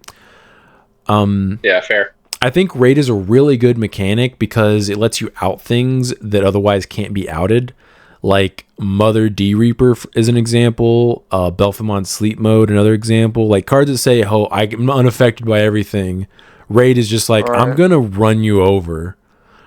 Have you had a fist in the face yet? Yeah.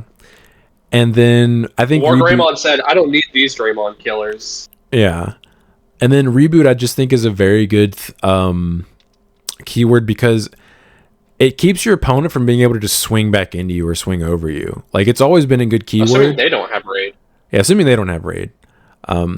But even back in 1.5, like when black was awful, like reboot was still a very strong keyword. Like you could swing, and if you survive, you just reboot, and a lot of times you'd have blocker, and your opponent had to either use an option or like an effect to get rid of your Digimon. They couldn't just delete it by battle. But it's hard to play Skull Greymon. I guess, dude, that card sucked.